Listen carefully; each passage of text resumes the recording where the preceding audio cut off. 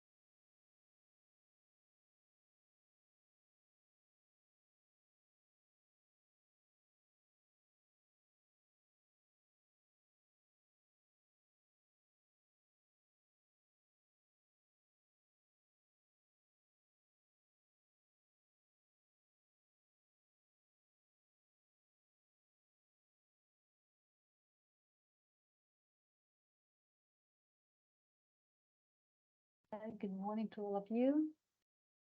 The workshop will start in 5 minutes. Well, let's start. Let's wait a couple of minutes more for those late join us today to the meeting.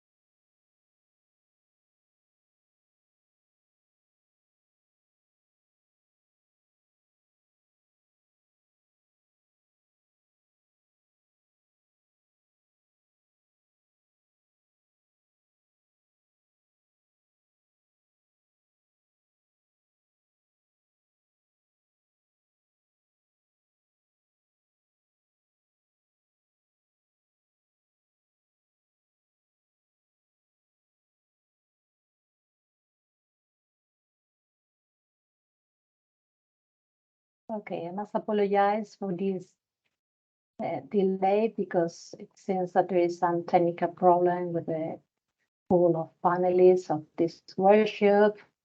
I ask you for 5 minutes more to start with. Okay.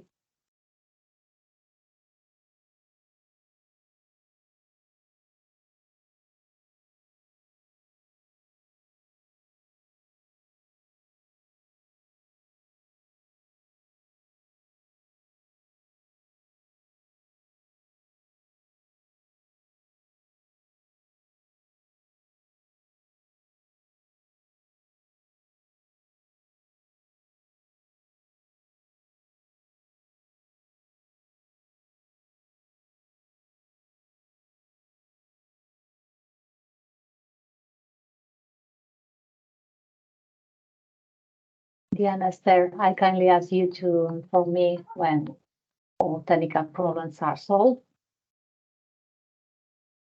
I think we can start already. If you hear us properly? Yeah, we can hear you properly. We can now see our panelist, Luis. I don't know if he can join. Yeah, he's joining already, yeah. Okay, great. Okay, so I think that in order not to delay the starting of this workshop anymore, I think that we can start. I still miss our project coordinator. She's experienced some problems to join this workshop. Anyhow, can take care of the presentation of the introductory part of the Health InnoFacilitator project. Okay. So I will start sharing my screen to briefly introduce you the goal of this workshop. Okay, can you see my screen? Yes. Okay, thank you very much. So first of all, good morning everyone. My name is Raquel Ares. I'm manager in Silo. Thank you for joining this workshop organized by Silo in the framework of the Health InnoFacilitator European project. Silo is a consultancy firm based in Madrid, which is a knowledge-intensive, policy-oriented SME specialized in science and innovation governance, procurement, and knowledge and technology circulation in the international context. In addition, we are partners of the Health InnoFacilitator project. Well, thank you for joining this workshop entitled Legal Aspects in the Implementation of a PPI. The goal of this workshop is to help you understand the legal framework about public procurement of innovation. I would like to let you know that this is the second workshop, a series of 3 oriented towards providing public budget management teams as well as suppliers with the necessary basic skills to prepare and launch a public procurement procedure and to successfully participate in it.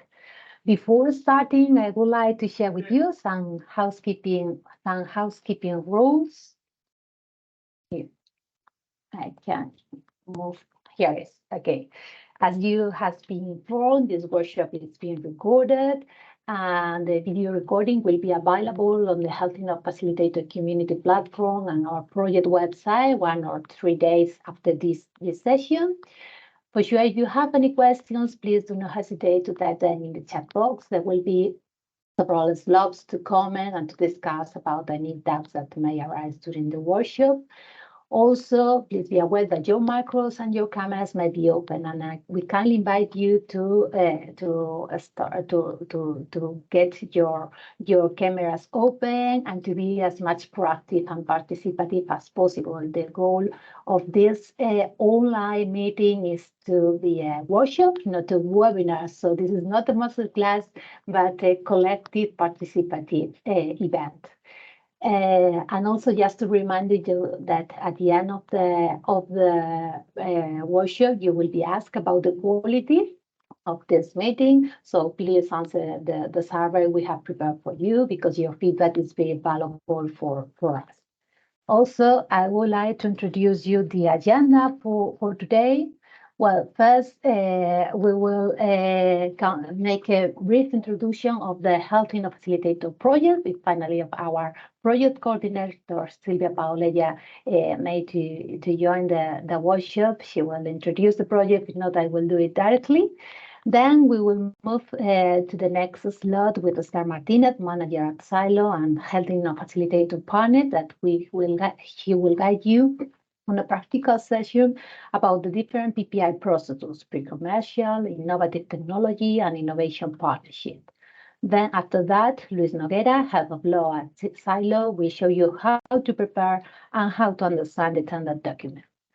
Then we will move for a brief coffee break and to then continue with an interesting interview to Monica Ortiz, legal counsel at Junta de Andalucía, about the key and always difficult process of awarding.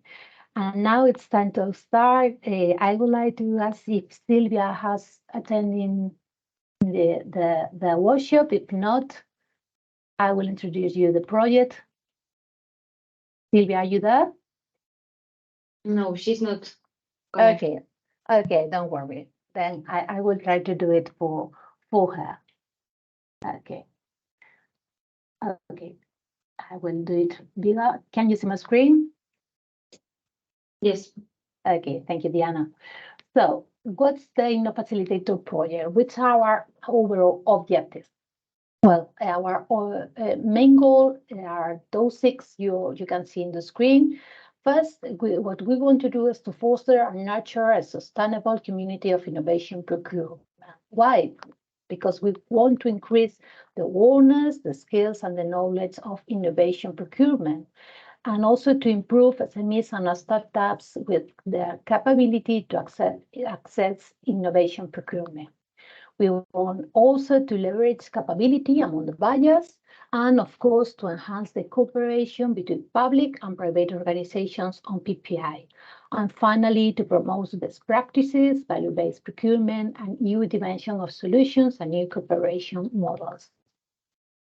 In doing so, we have settled a consortium of those organizations you can see in the screen from 3 different countries. We are all working together in building the InnoFacilitator community building that is made, as I said, by the consortium, but also of 2 very important bodies. That is our advisory board, made by Anaïs Lecobert from the Council of European Bioregions, by Antoine Gourhet, Innovation Responsible of Medtronic, Danny Havenit, that is the General Director of Mercure Hospital and also President of the European Health Public Procurement Alliance, Diego Muñoz, that is the co-founder and executive partner of Silo, and Maria Sanchez, that is the Open Innovation Program Manager of the IIT Health. But also we have a lot of advocates that also are our sister projects, those ones that we collaborate to create a bigger community. How we will work with the basis for building this community? Okay, we have established an online platform.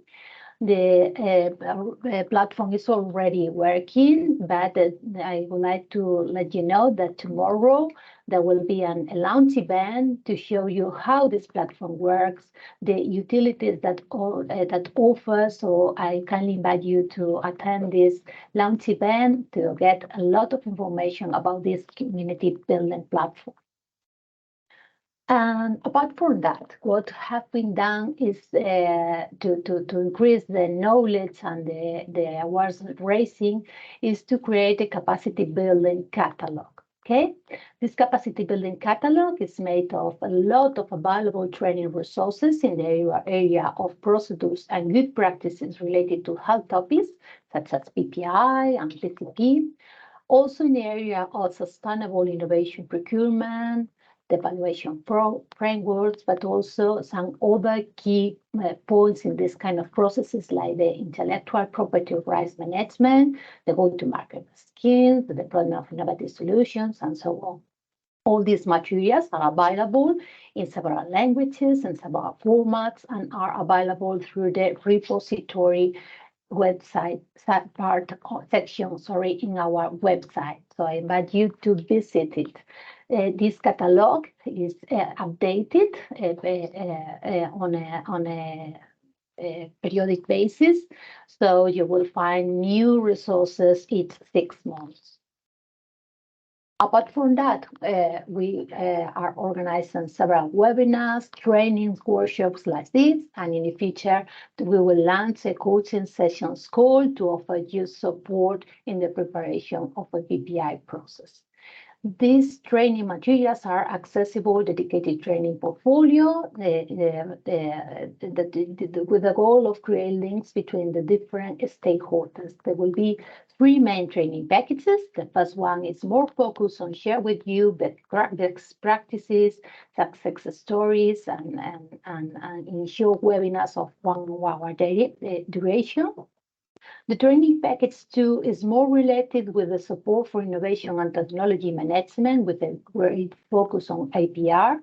And the training package 3 is the one we are dealing right now with. We'll offer you 3 workshops. This is the second one of the series of 3.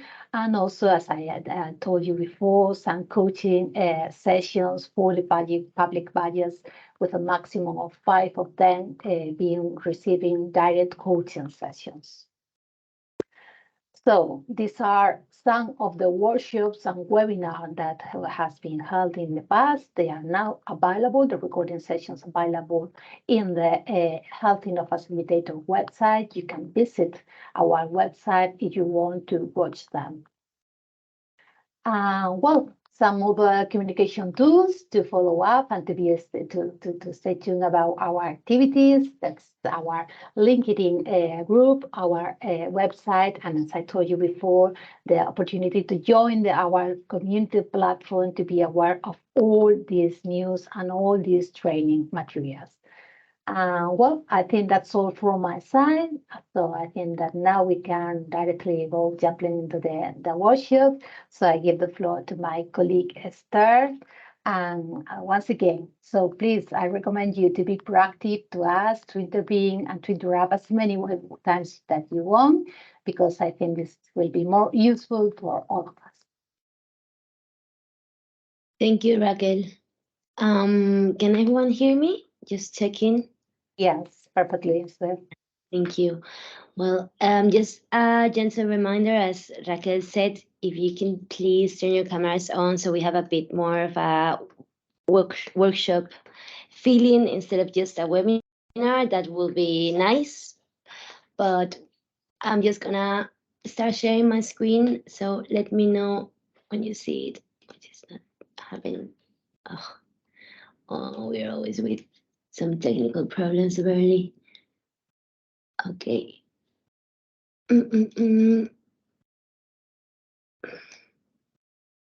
Okay, I think you can see my screen now, right? I'm just gonna put it in presentation mode. Okay, perfect. Well, thank you all for joining. We are in this second workshop. We are going to talk specifically about the legal aspects in a different implementation of a PPI. I'm gonna be more focused on the different PPI procedures, pre-commercial, innovative technology, and innovation partnership. Then my colleague Luis will be talking about the 2 next steps. And we also have someone from Junta Andalucía that will be joining. So just please keep tuned to the whole workshop, please, because we're gonna talk about quite a lot of interesting things. Well, it's always a bit weird to introduce myself, so I'm just gonna be very quickly saying I'm a manager at Silo Public Sector. I've been working in public procurement innovation for some years now, and I have been specialized in the health public sector. Okay, so there are 3 main projects I've been working in. I'm also saying it because we're gonna close them soon, so also a bit for advertising to say it like that. Okay, we're gonna start with the basics, right? So before we get into the different PPI procedures, I want to start with well, the definition, right? So what is it? Well, it's public procurement of innovative solutions. And this is it's done when the public sector uses its purchasing power to act as early adopter of innovative solutions, which are not yet available on large-scale commercial basis. So basically, is the public sector investing on a solution that may or not may work? So that's why it's innovation. And it's quite important because normally public sector is a bit more conservative. So we can say that there's a procedure that has been designed to help the public sector innovate, right? And then we're gonna see before we get into the different PPI procedures, a little bit of the innovation or the public procurement of innovation roadmap. So we are all of us aligned a little bit with what it means, right? So obviously, it's innovation, so it can be a bit more flexible. We can have some of the steps that we don't follow, like exactly follow them. But in general, this is what we normally do when we are starting like an innovation project, right? So the first one, it may seem obvious, but sometimes it's where we don't achieve the right solution because we haven't achieved or we haven't identified the right need, right? So even if it sounds a bit obvious, I think it's quite important. So we have that needs identification and evaluation. Obviously, evaluation is also not only within the public procures, also with the end users and with those who can be beneficial the solution for. Then we have the state of the art, the technology readiness level, intellectual property. So like key aspects that we need to take into account, and we'll see this in more detail during this workshop. But basically, it's also what we like the factors we pick to decide what innovation we're gonna do. Well, what type of procedure of innovation, right? I'm gonna talk about this a bit later, but just have in mind, especially the TR level, intellectual property too, and obviously the legal framework analysis. Then we need some funding probably, so we need to understand what are the opportunities out there. We may also have like just internal funding and we can go ahead, but if we are looking for external funding, then we have other key aspects to have into account, like, well, we probably you are all familiarized with it, but normally it's like you need to have the logos right, you need to be doing these kind of activities, it's etc, right? Then we have the open market consultations, which is just a way to validate that the need that we have identified, there's a kind of interest in the market, and we can go ahead. It's not like we're gonna do all the process and then no one is gonna try to do it or to help us to innovate. Normally you will also do an early demand map because it helps you understand more of the state of the art. Then finally, with all this information, we can decide what type of instrument we can pick. Probably, well, it will be PCP or PPI. We'll see about this later. Then we have like the next formal step, which is developing the tender and the contract award and all the activities that are involved with that. And then is when the project starts, right? So we have the implementation and monitoring of the contract. Then the ninth step is the project evaluation, impact analysis, and employment of results. And finally, we have the change management. That's also quite innovative. So we may not have it in all the projects. It's something that we are recommending right now because we are we are experiencing that it brings a lot of benefits to the project and also to learn about what we have done for the future, right? So now that we have seen a bit of the innovation roadmap, I think we can, if this allows me to go to the next one, yes, we can see a little bit more of, very quickly, like the 3 stages. I mean, we have like the roadmap with the whole process, and then we have like the 3 main stages that we need to do. So it's more focused on like before procurement, during procurement, and the procurement, right? So it's another way of categorizing this. So again, we emphasize the importance of the identification and assessment of the needs of the procurer and end users. Okay, we are gonna keep emphasizing this, like through all the workshops and webinars, because it's really important. Because if we don't identify the right need, then the solution is not gonna work. Even if it's the right solution, it's the right solution for a wrong need, so it's not gonna work. Obviously, the way to identify the right need is doing other kind of activities like, well, verification of the needs against what already exists, verification of the needs against what the market can deliver, and obviously then you have to do like the formulation of the business case for the procurer to start an innovation procurement. Okay, so how to do it, basically, how you're gonna make that need into a proper solution and how that's gonna be successful, right? So functionality, price requirements, on that kind of stuff. And then you have to do the drafting the tender documents, which are the ones that the documents that are gonna make you able to make the purchase, right? So, and obviously it's innovations, so you're gonna be including intellectual property rights, confidentiality, and other kind of specifications. Then we have, again, my button is not working. No. And then we have the tendering stage, which is like once we have the documents, we need to do like the official steps to make these documents come into light, to say like that, and to people have access to it. And there's also something that's taken into account, that normally in these tender procedures, we also have like a kind of testing or a pilot development that we need to take into account when we write those tender documents, right? And finally, we have the after procurement step, which is the contract implementation stage. So basically, we have done all our previous work for the need identification. We are quite sure that it's a available need, right? That there's gonna be some interest out there. And we have done our tender documents, and now is when we kind of start the project, right? Obviously, this is a bit more simplified than the other one, because as you see, what you saw on the other one, you're gonna be able to also have to monitorize, evaluate the project, and all that kind of other tasks that need to be involved, right? Okay, so now we're going to go to the three different PPI procedures. Okay, these are well, the most well-known procedures of PPI, especially in European projects.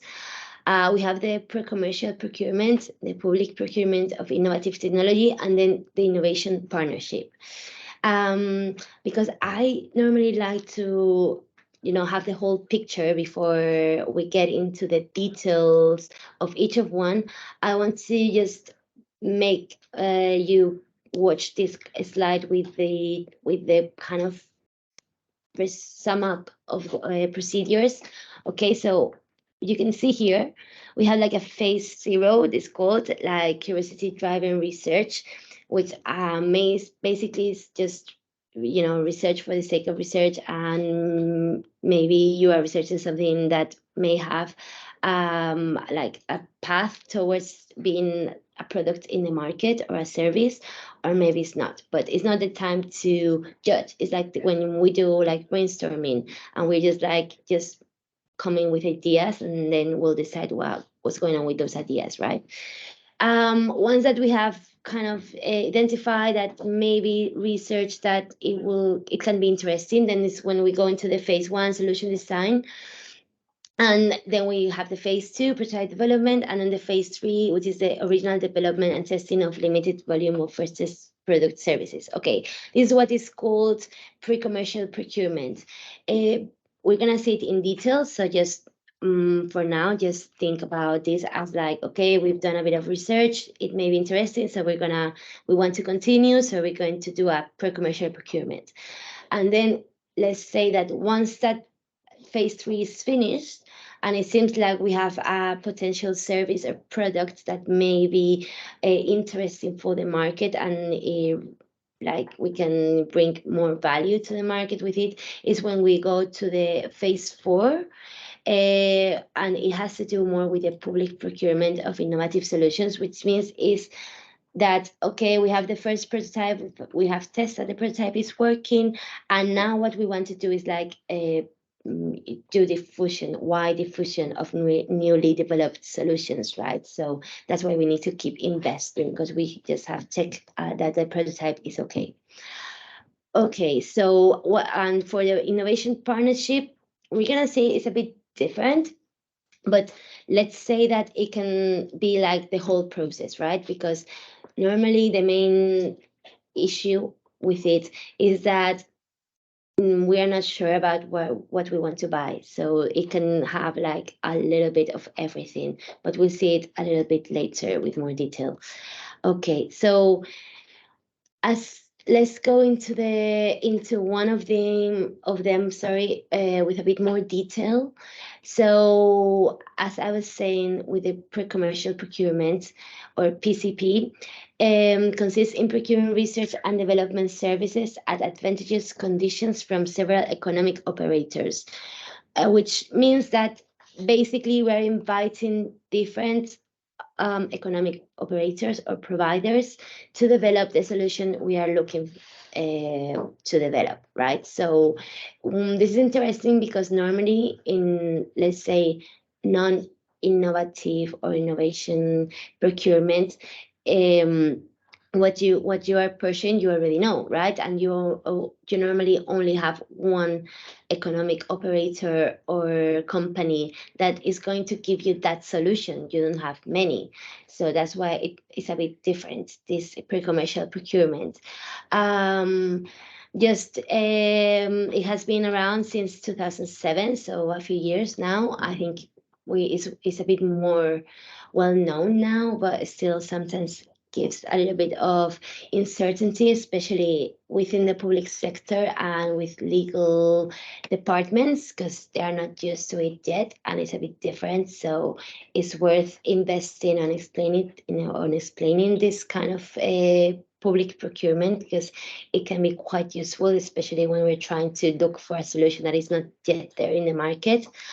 And what also is important about the pre-commercial procurement is that we are kind of sharing the risks of developing innovation, which means that we are also sharing the intellectual property rights. Okay, so as you can see in the slide, it says the public buyer does not reserve all the benefits from the research and development service contract exclusively to itself, but shares them with the economic operators under market conditions, which is also quite different than when we do an ordinary push, because we are just like buying the service or the product, and that's it. We are not keeping in touch, to say it like that, with the economic operator, because we just have buy it and it's us, right?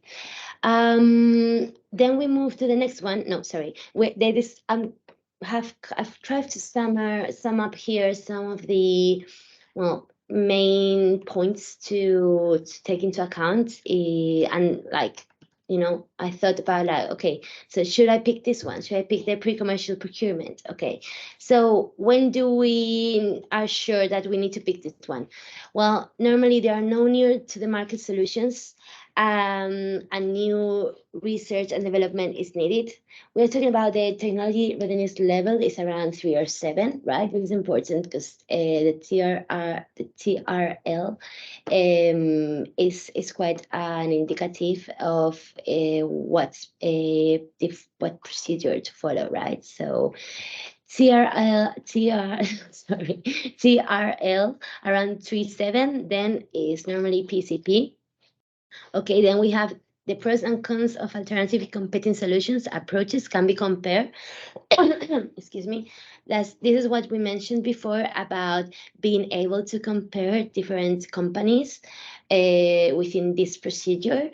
Again, what we mentioned before, but it's good to have in mind, it is characterized by risk-benefit sharing between the public and private actors and by competitive procurement, designed to exclude state 8. So it's what we're saying, like there's not just one of the sides that is really risking everything, and the other one is like, comfortably just developing a project. They are both sharing that risk, which means that you're going to share the objectives and they're going to share the effort to make the project right. And obviously, aligned with this and linked to this is the public buyer leaves the new intellectual property rights resulting from the contract with the participating economic operators. Okay, so it's like if you are sharing the risk, you're also sharing the intellectual property rights. So, but it's sharing, right? It's just not giving to them. So then you have like, okay, you to the economic operator, like, okay, you can have the new intellectual property rights, but I am gonna keep them I'm gonna share in if I just like to use it for my own needs of research and development results as a public sector, right? And also it will be required the license to third parties under fair and reasonable market terms, right? So what this means is that you have to keep in touch. You have to communicate about the intellectual property rights between the public sector and the economic operators because they are shared.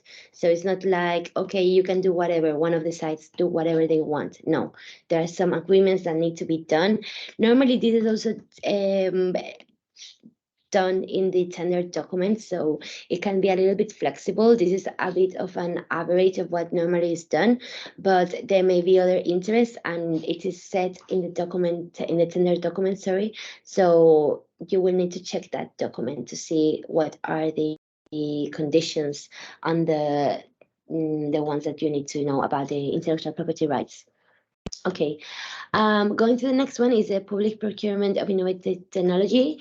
We've seen a little bit before. So basically, the public sector acts as launching customer or early adopter or first buyer for innovative products and services that are newly arriving on the market. Okay, so they are not widely commercially available yet.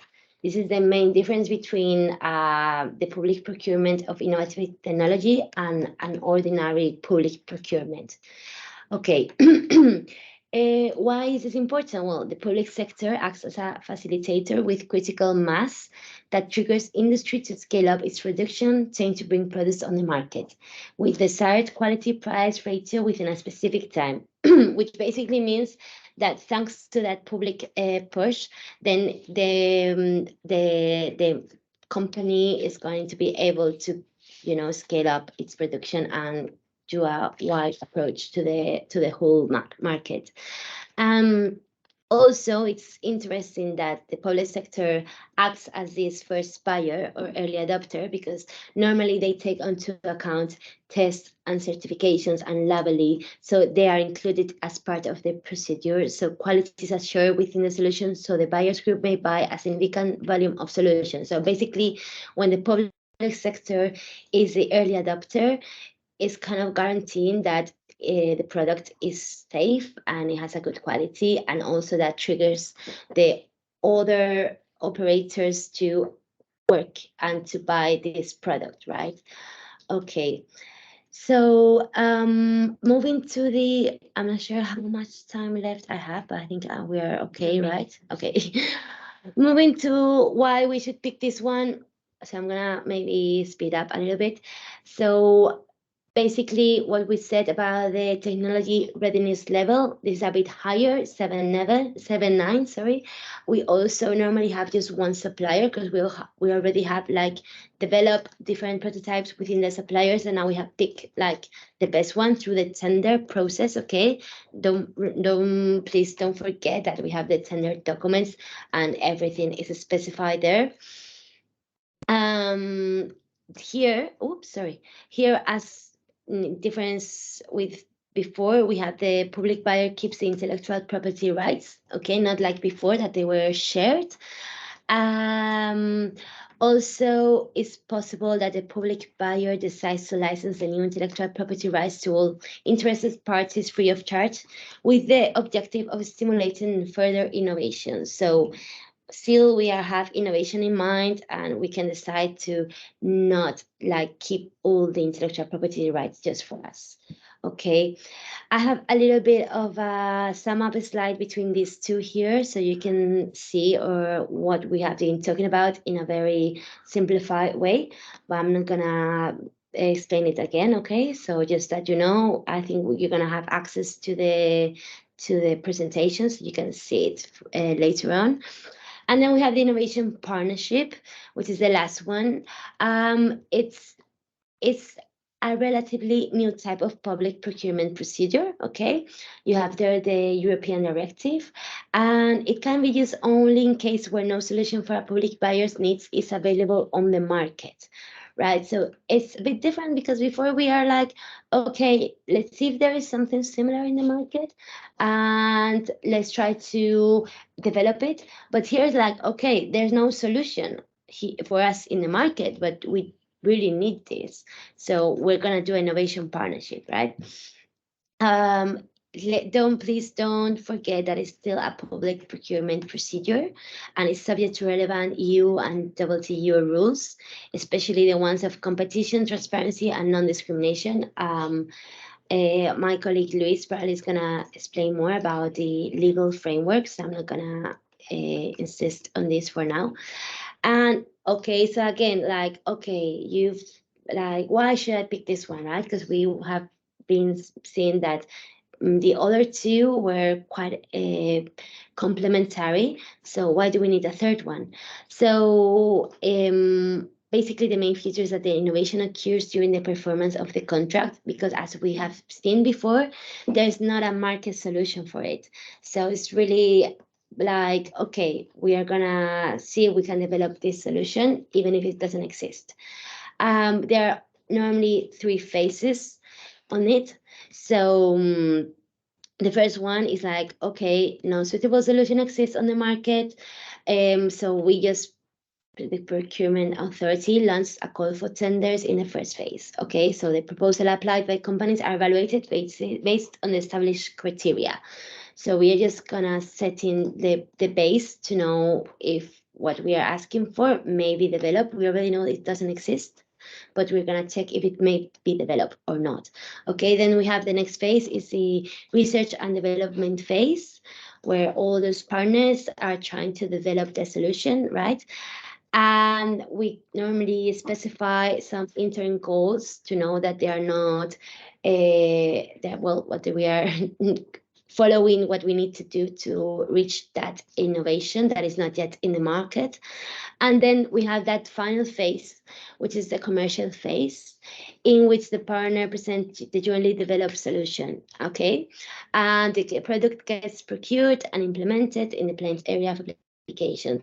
So that's what I said before. Just I'm gonna go back very quickly because I want to explain why I haven't put the innovation partnership in this one. That is the whole thing, because we don't really know where it sits, right? Because there is no product in the market, but doesn't mean that it has to be like 0 TRL. It's not phase 0, right? So now that we have seen the 3 of the innovations partnerships, because we're trying to make this a little bit more of a workshop, as we have said before. That's why we're asking for the camera on, and that's why we are now asking for your participation, please. So we are just, it's a very quick test, right? It's just, I think, 4 or 5 questions. I think it's 4. Yes. Yeah, thanks. So we're gonna ask you if you could please just scan the QR code with your phone, and you have access to some questions. And it's just no questions, so it's really easy. And obviously, we're not gonna judge anyone because we're not gonna know who you are. So just please, I'm gonna give a few minutes for you to scan the QR code, and then we can go to the questions, right? Okay, so I'm not sure if someone needs more time for the QR code, please let us know in the chat so we can go back to the QR. Okay, so we have the first question, which is the creation of specific procedures for innovative projects aimed to facilitate the use of PPI. Yes or no? I think we can. We're gonna do all the questions and then we're gonna see the solutions of We the. can do these two first if you Okay. want, and then we share the results, and then the other. Okay, perfect. Okay. Yeah, brilliant. So 1 minute to answer. Okay, I'm gonna read the next one while we answer the first one, which is public procurement of innovative solution is only concerned with how to buy and what to buy. Is not included. Okay, so we're saying that only how to buy, that what to buy is not important in the innovative solutions. Okay, so I'm gonna go back to the QR code. I think we're gonna wait a few minutes to know if there are some. Yeah, there are 6 answers already, so some seconds, and I will share my screen with the Perfect. results. Okay, so maybe it's easier if you share the screen. So, oh, sorry, I haven't done this right. Okay. Okay, so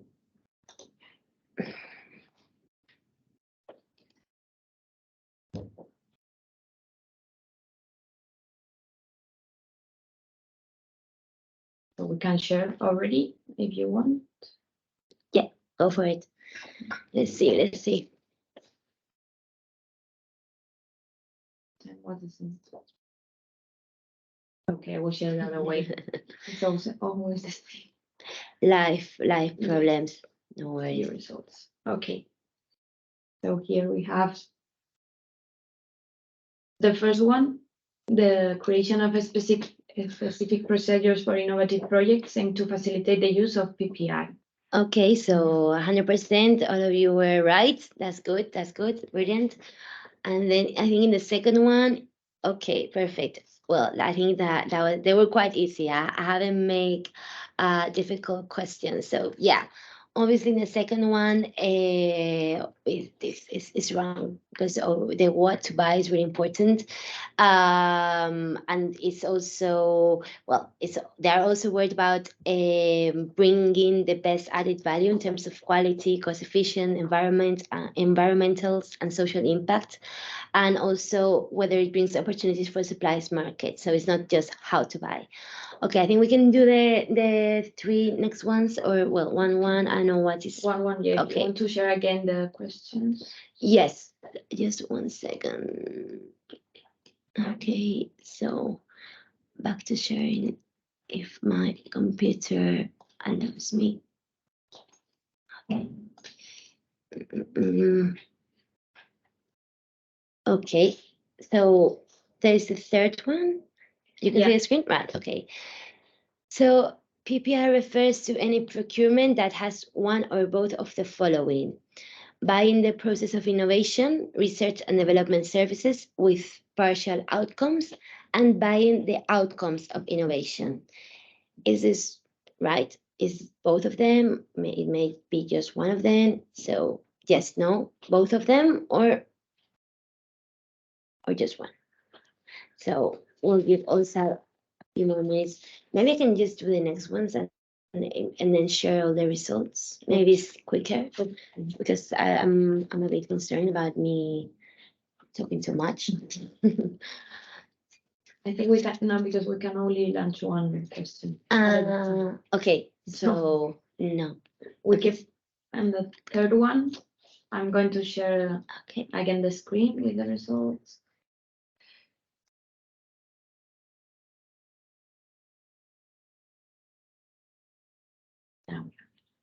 Oh, this one was a bit more tricky. I can see that some of you said no. Well, the correct answer is yes. So the PPI is interested in doing both things, right? Buying the process of innovation, research and development services with partial outcomes, and buying the outcomes of innovation. Yeah, I think maybe it can be argued that when we are doing PCP, there is only like the process of innovation, but you are also buying a prototype. So you normally with PCP, you end up with a prototype. Maybe later on, you need the other procedure to develop the solution and getting to market. But with the PCP, you are already buying also an outcome, which is a prototype, right? That is why the correct answer is yes. Okay, I'm gonna go to the next one. Sharing my screen again. Here we are. Okay. I think we can see too. Okay, so the TRL, technology readiness level, need to be taken into account choose between the different PPI procedures. Yes or no? I think this one is quite easy. I'm going to share because I think we are not seeing. Right. Yeah, were you seeing my screen or not? No. Okay. But I have to. Okay, wait.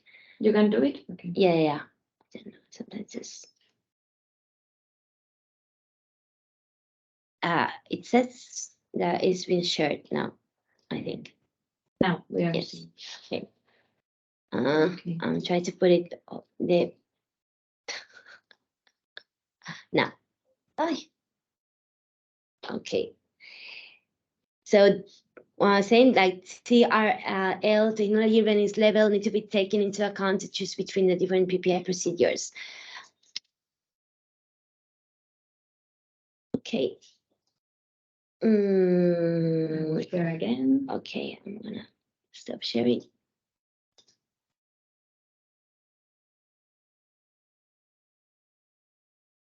So yes, that was an easy one. As we said before, and as we saw in the sum up table, normally low TRL levels are for PCP, right? I'm just gonna very quickly maybe just share this final table again so we can know what we are talking about. Let's hope that now it doesn't give any issue. Okay. I think you're not seeing it, right? So yeah, we have PCP, we have 1 to 7. It also, before we say 3 to 7, well, depends a little bit. It's a bit flexible. Also, it's a bit difficult sometimes to really measure the technology readiness level if it's just like research. Well, it depends. It's a bit subjective, but yeah, low TRL is PCP, and TRL 6 to 8 is innovative technology, right? Okay, so this is it from my side. I just wanted to give a little bit of time if someone has any questions, maybe now instead of later on, because probably you're gonna forget it. But hopefully not. Hopefully I've tried to make it in a kind of simplistic way. So if there's any questions, please let me know because I not really can see you because I'm sharing the screen. And if not, you can just think about them and let us know later on. And thank you very much for your time. And hopefully this was of interest. And I think now I'm gonna stop sharing. I think my colleague Luis is coming next. And well, thanks again for your time. Hope you enjoy the presentation and the little quiz. Ya, ¿no? Cámara y pues.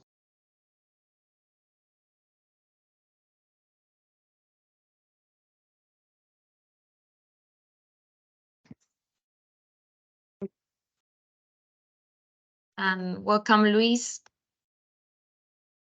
You can hear us probably, right? Yes, it is. Yeah, so, Luis, you can start one.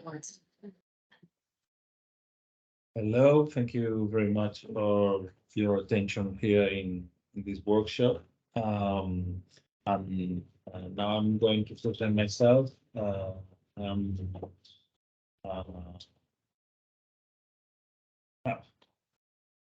I'm okay, this is the beginning. Sorry.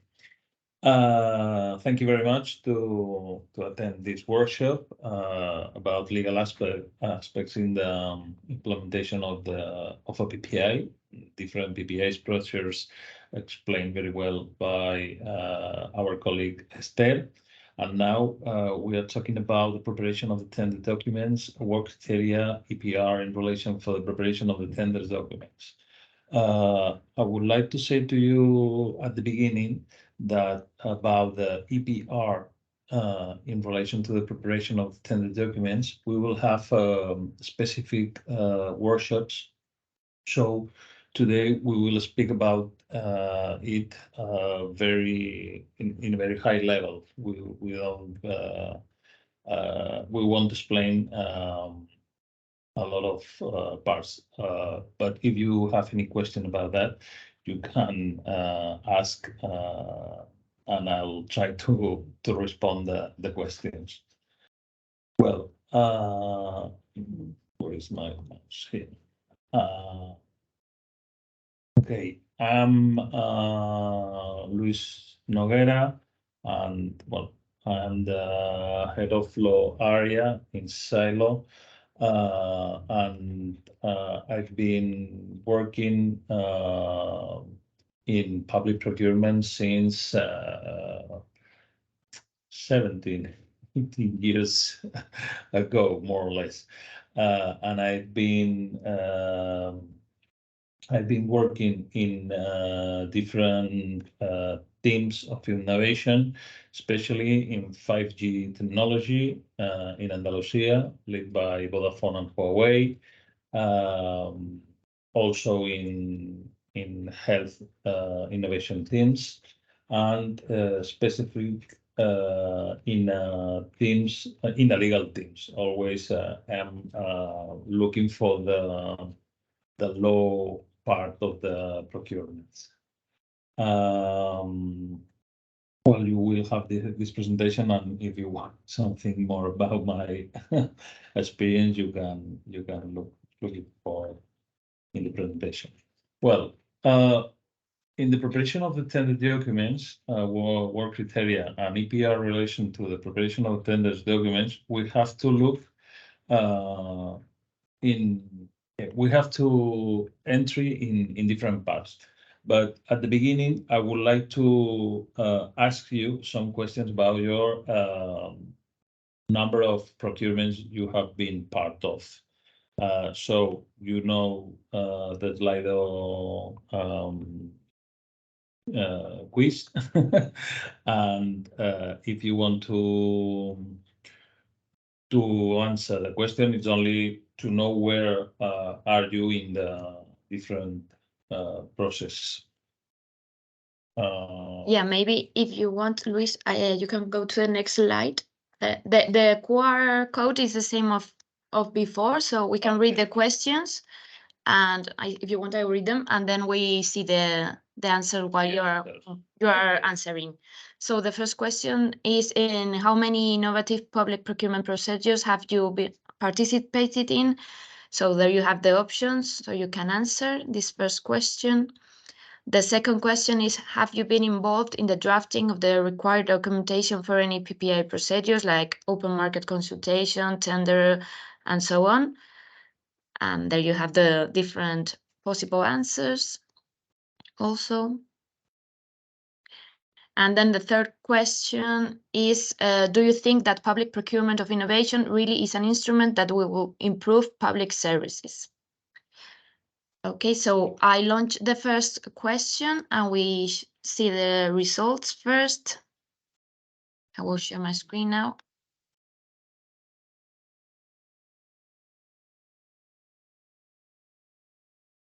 Okay.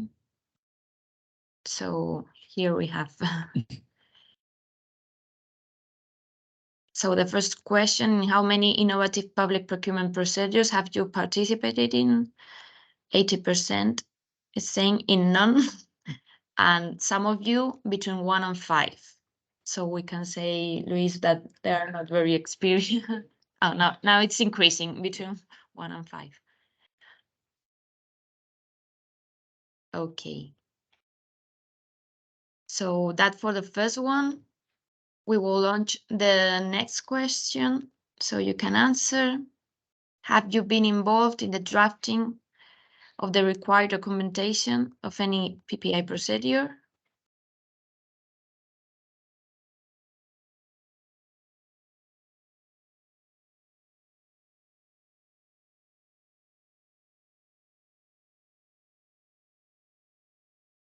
Okay, there are only 3 answers. Someone else?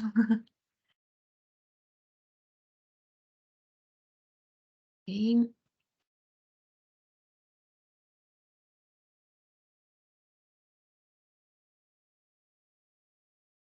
Okay, so we can say the most of you are not experts, legal experts, and you haven't been involved in the drafting of the required documents.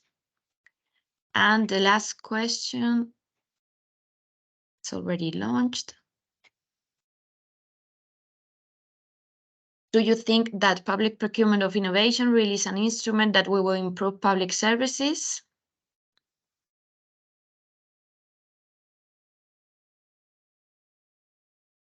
So here you can say yes. Okay.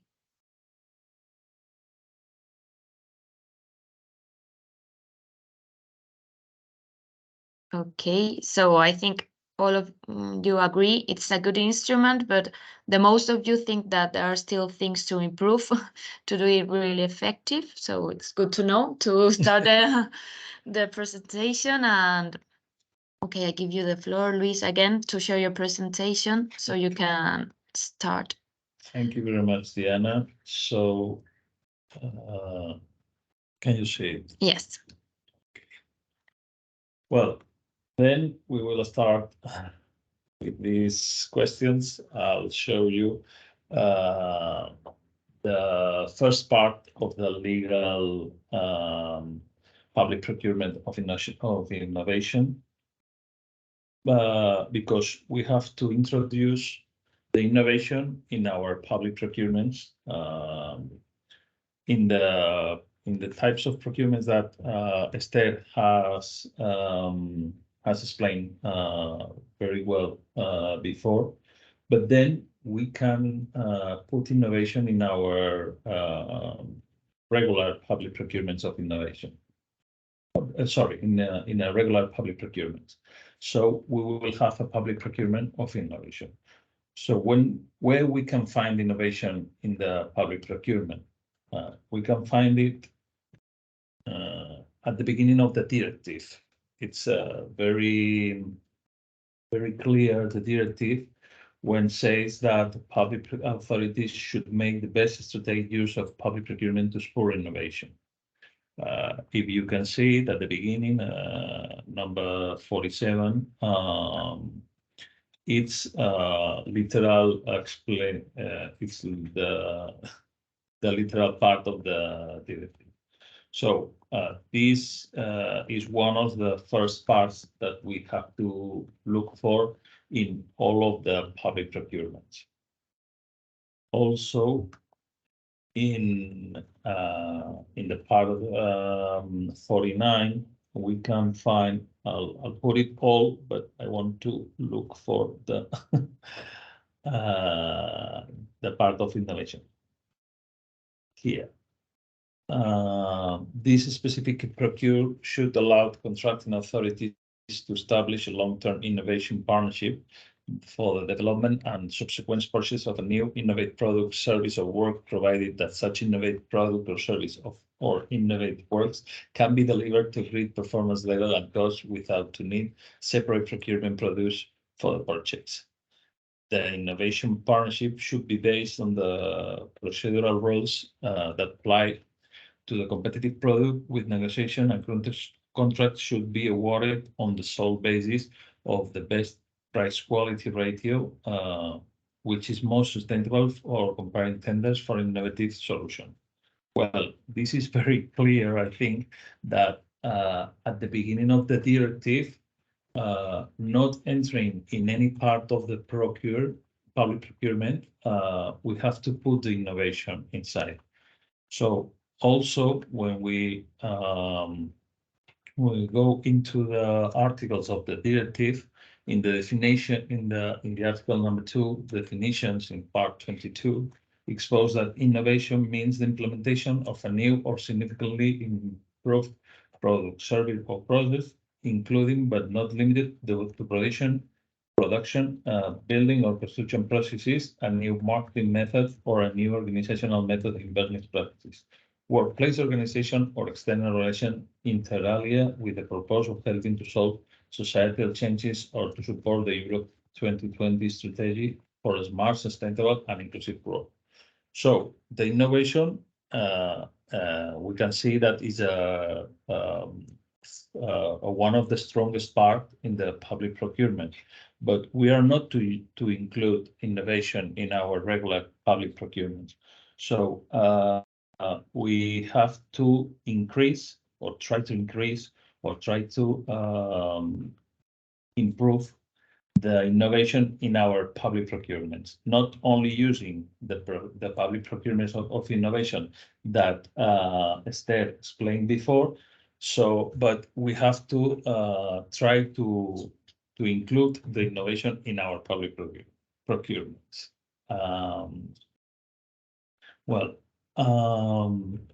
Once of the definition have been described, and given that the directive expressly established that innovation must be included in public procurement, it was this is what I was trying to explain. I'm so sorry for my poor English, but I'm not used to explain this in English. I'm so sorry.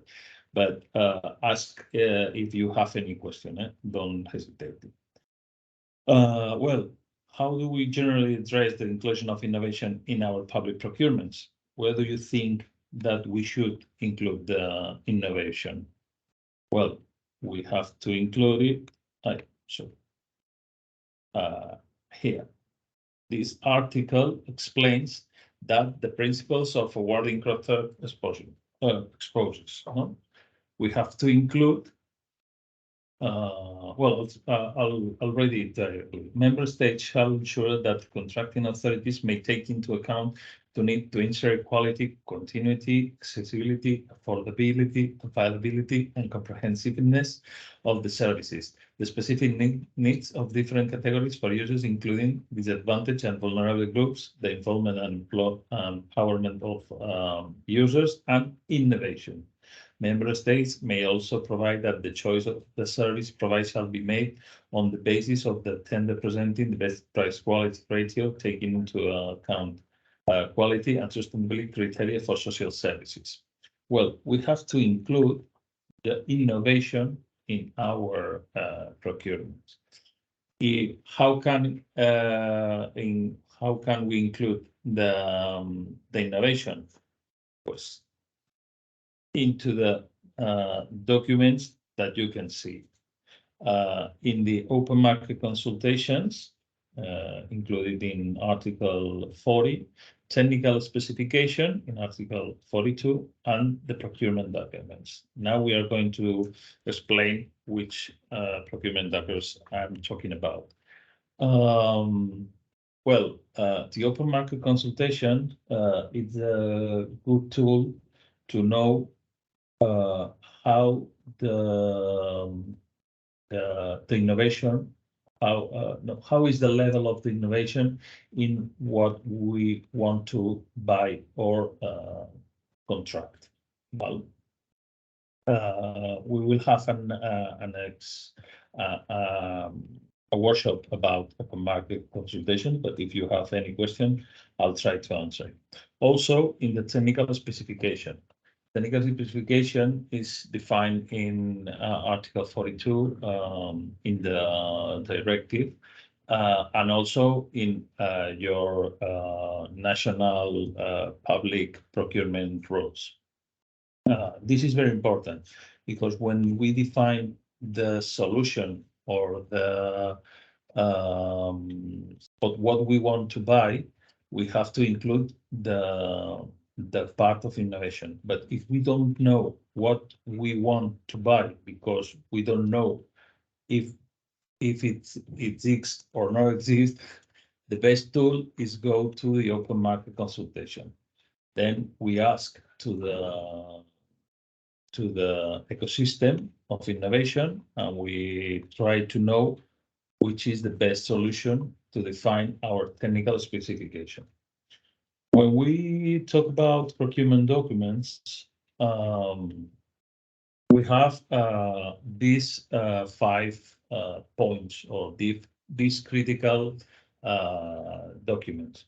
where we have to include the innovation, but also we have to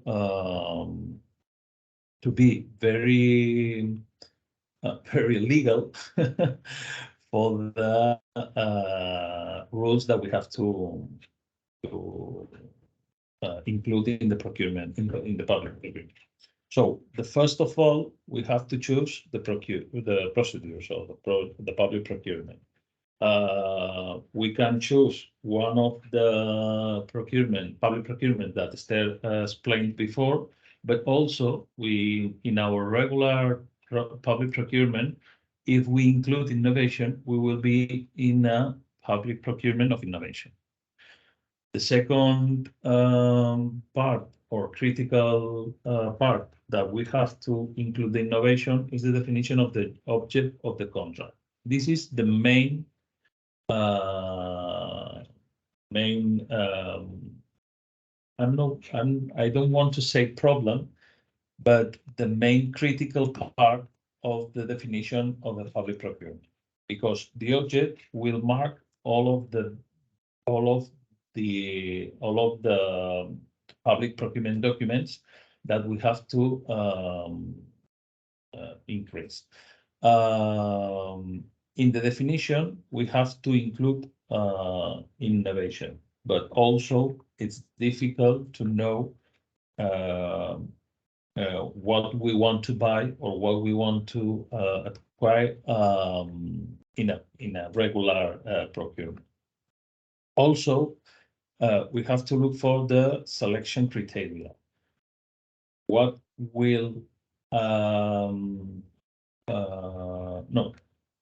selection criteria I have to choose if I want something that is not in the market?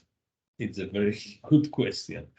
Well, if we can define the object of the contract, surely we will find a good selection criteria, because we have to look for companies that they have innovation solutions or innovation procurement processes, or they have the possible solution to award the object of the contract. Also, the other critical part is the contract award criteria. The contract award criteria, as you know, are the focus of the auditors. I was a public auditor for 10 years, and we always put the focus on the contract award criteria. If you go to the Article 67 to the directive, you will find that the contract award criteria has to be related of the object of the contract, and also has to define the parts to select the best proposal, and also we have to include innovation in the contract award criteria. Is, I think, the most difficult part of the public procurement documents, when we have the definition of the object of the contract. Also, one question that we have to discuss and put in the procurement documents is the EPR in relation to the preparation of the tender documents. What we want to do with the IPR during the execution of the contract and in the finish of the contract. But as I said before, we will have a specific workshop about EPR. Well, what risk factor and key aspects do we have to attend? Well, I put the 4 documents that we explained before, and here I would like to say to you what do we have to do in each document. In technical specification, as you see in the Article 42, we have to define especially what is needed and what innovation we want to develop. Make it clear in the technical specification that it is an innovation project. Well, as I said, the technical specification are the part of the public procurement of innovation where we will define the innovation we want to contract. So we have to define specifically, and also it has to be very clear that is an innovation project. How can we do this? With the open market questions, and also offering to the companies tenders, offering that open solution. When I say open solution is, I want to say that I don't need one type of solution. I need a solution. I don't care about the technical or the system or the program that will be proposed for the tenders. Then in the definition of the contract's object, it's also very important that we have to know that it is the main element on which the whole procure revolves. And it's very important that in the definition of the object of the contract, the innovation is clear. Well, I've been in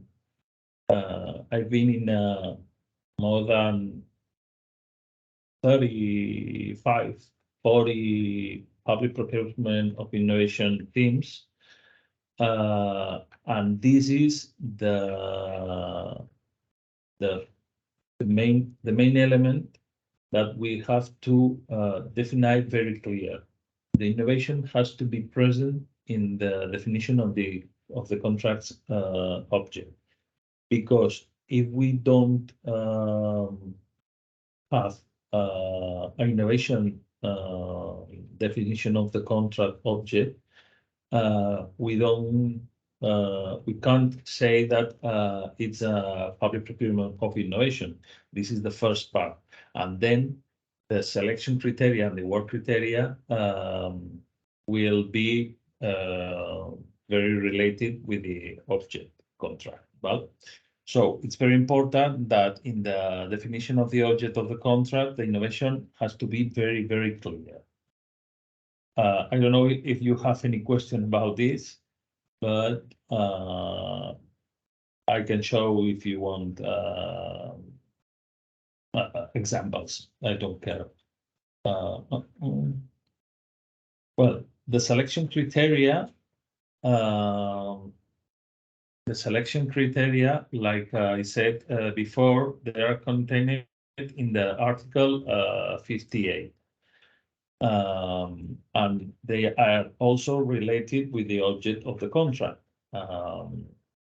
So we have to leave the selection criteria open enough so that all interested companies can apply, but at the same time, specific enough so that the companies that apply guarantee contracts correct execution.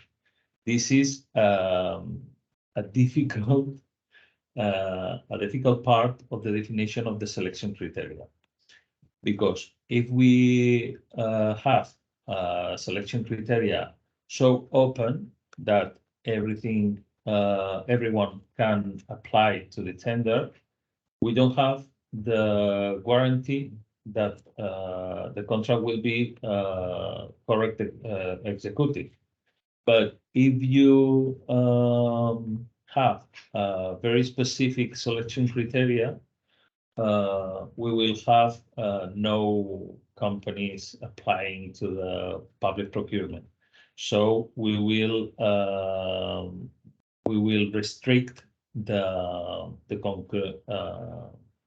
we will restrict the companies that want to apply to the public procurement. So this, it has to be 50-50, to say colloquially, 50-50 what we need. Companies that has a lot of experience in similar works, but also innovation companies that they don't have a long experience, but they have a good innovation solution. In the contract award criteria, also related with the object of the contract, we can see it at Article 67. They must be related to the object of the contract. If we define innovation in the object of the contract, we will find innovation in the contract award criteria. They must define and assess the innovation of the proposal presented, and they must be clear and direct. So we have here and also another risk.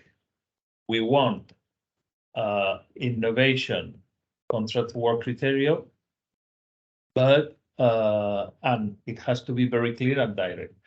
This, it seems very difficult to engage, no? To be clear and direct, and innovation where we want to buy something that we don't know if it exists, it's a very difficult part. But when you will be participating in more than 20 public procurement of innovation, this will be very easily for all of you. Don't be shy with this. But it's very important because, as I said before, the public auditors, we always look for the contract award criteria, because it's one of the parts where the buyers, the big buyers and the buyers also restrict the concurrence with this type of criteria. So we must relate it to the object of the contract, including innovation. We must define and assess the innovation of the proposal presented. As I said, we don't want a concrete solution. We want a solution to help us for innovation type of services or what administration what we want to buy, and then we have to define very clear and direct the award criteria. I don't know if you can think about award criteria or have any questions about this. Okay. I would like to do very easily and very not legal presentation, and this with my poor English. Maybe we will finish before the time as we expected.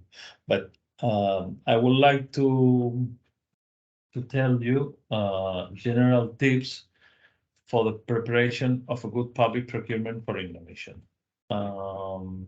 These tips are very important because are the part of the experience we have in, as I said, 35-40 public procurement of innovation.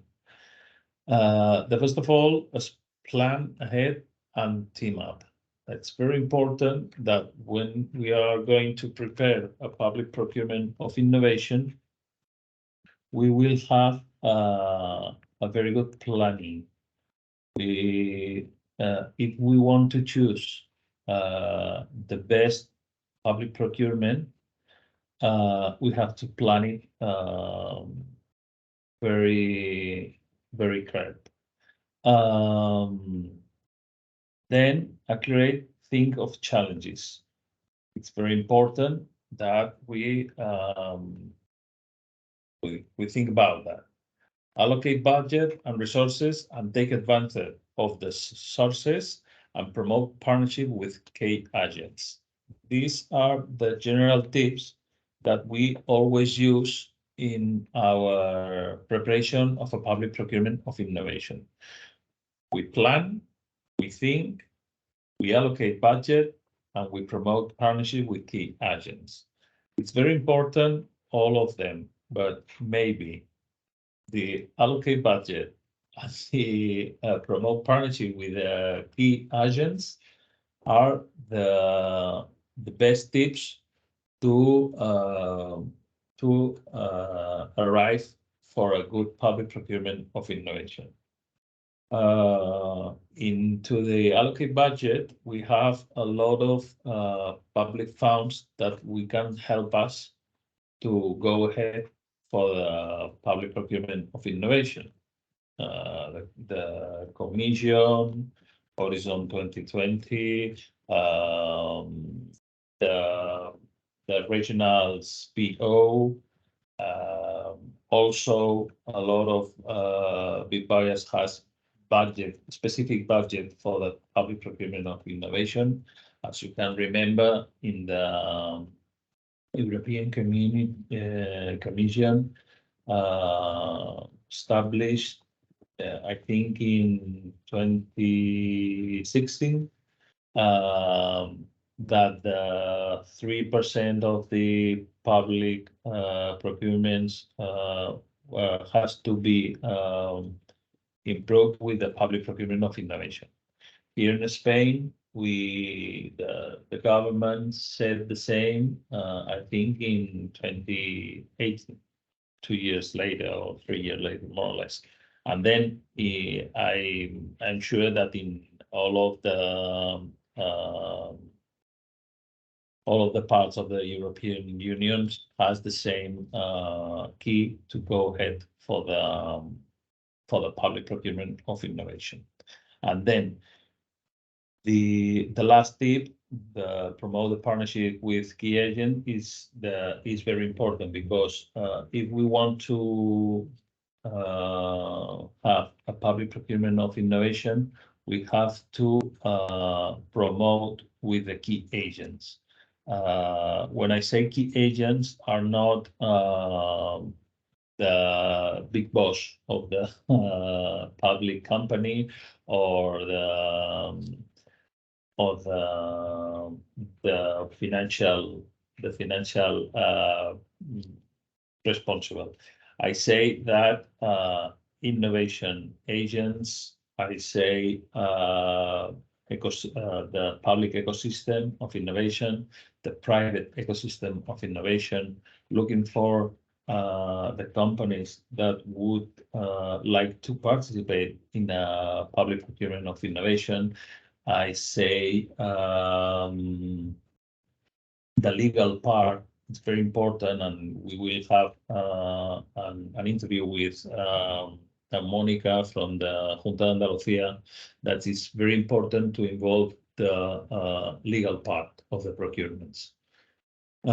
Because the public procurements are so difficult to go ahead normally.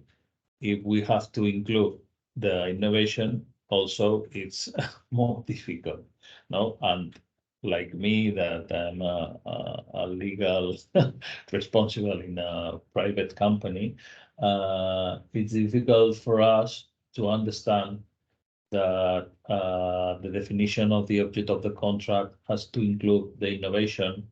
Which innovation? How can define the innovation? How can express the innovation in technical definitions?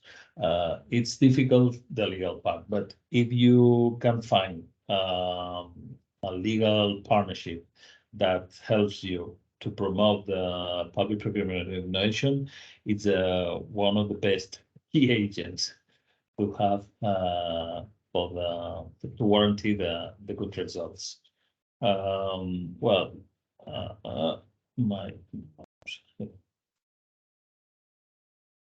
I don't know if you have any final questions. I have finished 15 minutes before, but I can try to explain with my English more parts of the public procurement of innovation. If you don't have any question, I can show you an example if you want. Okay, if you want to, thank you very much, Luis, first of all, for all your advices and suggestions of legal aspects. If you want to look for the example, and meanwhile, I can take advantage and share with you some information about a final survey we need you, or will ask you to answer for us. So just give me a second, I share my screen, just in case some of you have to disconnect after the break. So as I was saying, we have a final survey, so you can give us feedback about the workshop and any comments you have. You just have to scan the QR code or the link you have there. I will put it now in the chat also, and it's just 1 minute of your time to give us the feedback we need. I will share this information also at the end of the workshop, but just in case someone is leaving, I wanted to take advantage of the time now. The spare time we have before the break to share with you. That's all. I will copy all this information also in the chat, so you have it available. And if, I don't know, if Luis wants to talk about any example of... I can try to explain an example of the public procurement of innovation. Well, I'll try to explain a new example, not an experienced example. That we want to buy. Imagine that we want to buy.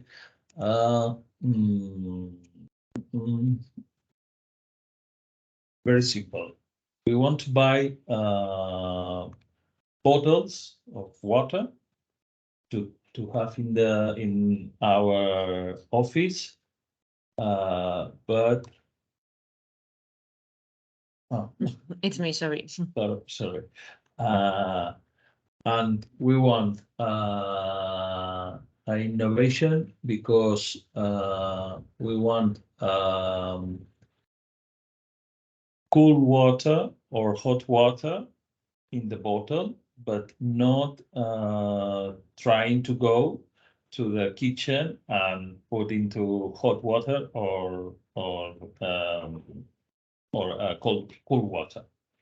Well, if we have to include the innovation in the definition of the public procurement to buy a bottle, we think that we don't need innovation to buy bottles to have cool or hot water. We can go to the kitchen, put it in the microwave or cooking the water or in the fridge, and we will have hot or cold water. Well, if we want to introduce innovation, we have to define the innovation. I don't know if it's in the market something about this problem, looking for a bottle with hot or cold water. Well, we can go asking all the open market questions. That is a very good tool defined in the directive and also in the most of the national rules about public procurement.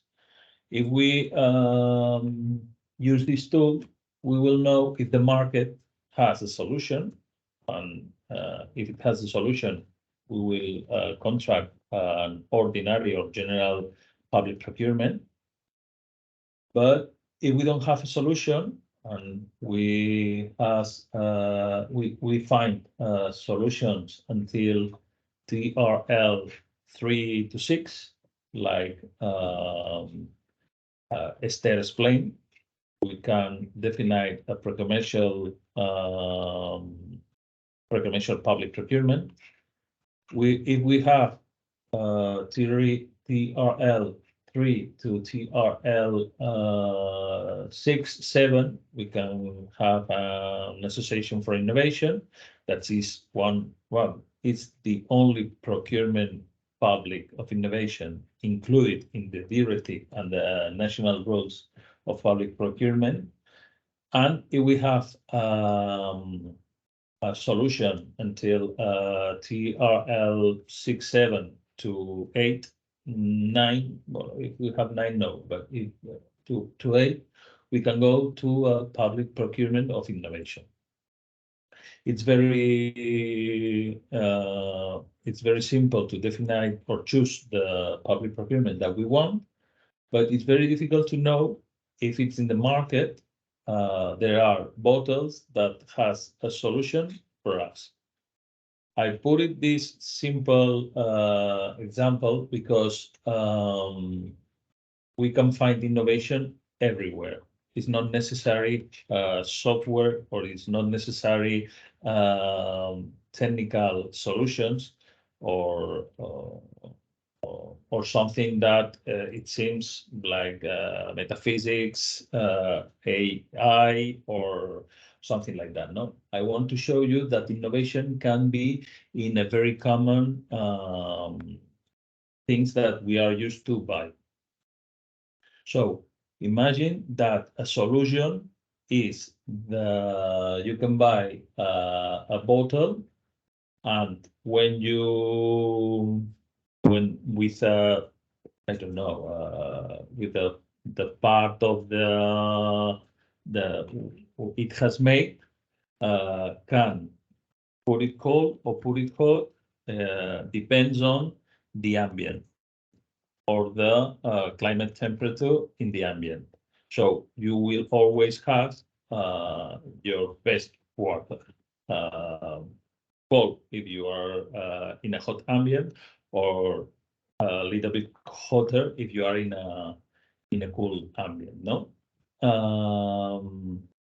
it's very simple, but also it's very difficult to define. I'll try this example because I think it's very representative that we can look for innovation in everything what we want or to buy. I don't know. Then we have to select the public procurement, and also define the object of the contract. The object of the contract, it should be we want a bottle of water that puts the temperature of the water in the best temperature that I need to has in every moment. Depends on the client, the temperature I have in my office, for example. Then the selection criteria, where do I have to go to find it? Very big companies that they can do it everything. Startups, they can but not produce all the bottles, or what do we have to put in the selection criteria? So we have to mix and select the companies that can find the solution and also can find the production. In the award criteria, we have to be related with the object of the contract. They have to be very clear and direct, and also they have to include the innovation. So the price is the first of all, because always the price has to be in the public procurements. Well, not always, are exceptions, but in the 99.99% has to be the price, one of the award criteria. Then we have to look for innovation criteria, direct, clear, and related with the object of the contract. So it could be, for example,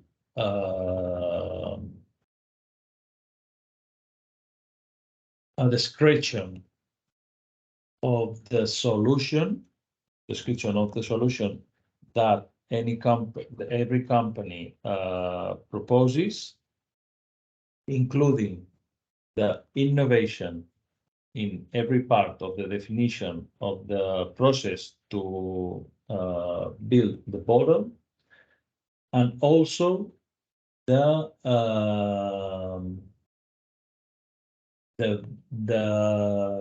main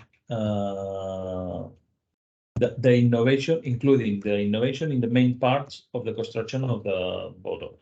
And also, because it's related with the object of the contract, we would include some work criteria about sustainability, for example, or ambiental work criteria, more or less.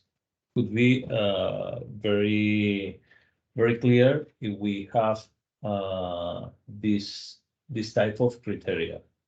And then what we have with the IPR during the execution to increase the TRL to 6, 7 to 9 in the commercial solution, and then how we explode this IPR. I don't know if I explained it very well, but it's a very simple example for a public procurement of innovation, that we have to include the innovation in every, or we can include the innovation in every type of public procurement that we have or tender like. I don't know if you have questions, if I explain it more or less, my poor English and the difficult to explain the innovation for a legal person. It's a very difficult roadmap, but I'll try to do it my best. Yeah, I think you have to do it very well, Luis, and I think it's easy to understand despite the legal language, let's say. Okay, so well, and I think that now it's time for the coffee break. We will come back at 11 for the interview with Monica. So I invite you to stay here, not to turn off just to turn off the cameras and the micros, but not to disconnect from the workshop. Well, we will see you in 20 minutes. Just a quick reminder for the survey for those of you who have to attend other commitments. Okay. Well, see you in 20 minutes. Okay. Thank you. Thank you very much. Thank you. See you later.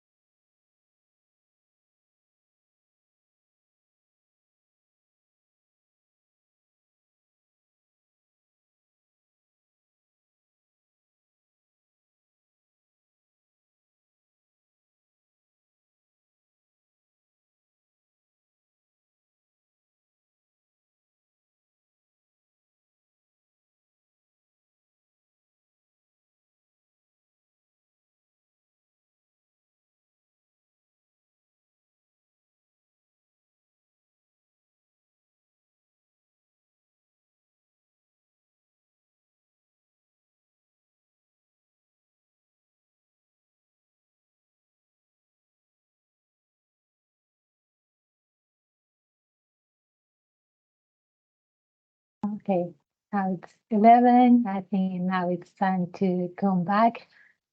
Hi, Luis. Hi, Monica. Thank you, both of you, especially to Monica, for accept our invitation for the interview for this part of the workshop. So I give you the floor, Luis and Monica, to start with the final slot for the workshop.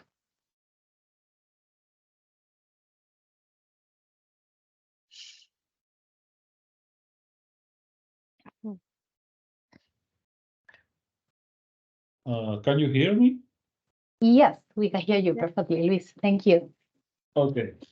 Thank you very much. We will continue with this workshop. And I would like to thank you for continuing with us after the coffee break and for attending this part of today's work on legal aspect and implementation of PPI, and especially to Mónica Ortiz, legal counsel of the Junta de Andalucía, Spain, who joined us for this last hour to share with us her experience. I would like to explain a little bit of Monica's experience. That is a very important and extensive experience in PPI, and I can say that he has an extensive professional career as a lawyer in the Junta de Andalucía since 2004. Where she has held position as head of Provincial Legal Services of Almería, of the advisory area of the legal office and legal advisor in several ministries in the region of Andalucía, being currently in the one of sustainability, environment, and blue economy. Since 2018, she has been leading with other public procurement of innovation procedures in Andalusian regional government. Previously, she worked in Germany at the University of Erlangen-Nuremberg. I don't know if I have pronounced it very well, Monica, I'm so sorry. As a lawyer. She is a specialist in general and special administrative law, constitutional law, and European Union law. She has completed the official master's degree in architecture and heritage of the University of Sevilla and holds the PhD in administrative law from the University of Seville. She also has extensive experience work as a teacher, both in the field of public administration and in other entities and institutions. She has published articles in various journals specialized in administrative law, and she is the author and coordinator of several books. Good morning, Monica. Thank you very much for being here and sharing with all of us your experience and public procurement information. First of all, I would like to tell us, I would like you to tell us about your first contact with public procurement of innovation. How were they, in which project you started to develop the first initiative purchases, and what were your first impressions? Good morning to all of you. Very interesting day today, sharing with you all these instruments for PPI. Well, my first contact with PPI took place in 2018 because of two projects that were being executed in the Regional Minister of Agriculture, Fishing, Water, and Environment. We were together, now we are separated, but in 2018, it was the same regional departments. One project was related to analytical methodologies in agri-foods field, and the other, Claudia, was related to big data and environmental information. The first impressions that I had by entering this new world for me, this PPI, was the importance of the multidisciplinary work. To tackle this project, it was necessary to work as a team, but a team composed of people coming from different branches. We had engineers, biologists, veterinarians, chemists, legal and contracting staff, intervention, and the legal office. It was very advisable to work as a team because of the novelty and the complexity of the subject matter. The other first impression that I had in 2018 was the lack of knowledge of the subject. I included myself in this in this impression. We didn't have any idea of what was PPI. Only one article at the National Public Sector Contracts Law about open market consultation, but really when it first came to me as the legal office advisor to talk about PPI, I needed some days to understand what they were talking about. Although I knew the new law of public sector public contracts paid very much attention to innovation in all the parts of the contract and the tender process. To compensate this lack of information, this group that we organized at this regional department, we looked for available trainings everywhere and all kind in the knowledge agency of Andalusia and with private companies. And we also did training contracting within the administration. At that moment, there was very less material about PPI in Spain. We had a guide of the Ministry of Mobility of 2011, which was very useful for me personally. It was very useful because the concepts of PPI were very well defined in it. Very much help was the EAFIP Assistant for Innovation Procurement. They had these PCP procurement documents all in English, very useful. I must apologize myself as Luis because of my English. I have forgotten a lot. I used to work in English a long time ago, but taking part in this activity today has allowed me to keep in contact with English again. So thank you. And reading these PCP procurement documents in English was a challenge and a motivation for me in that case.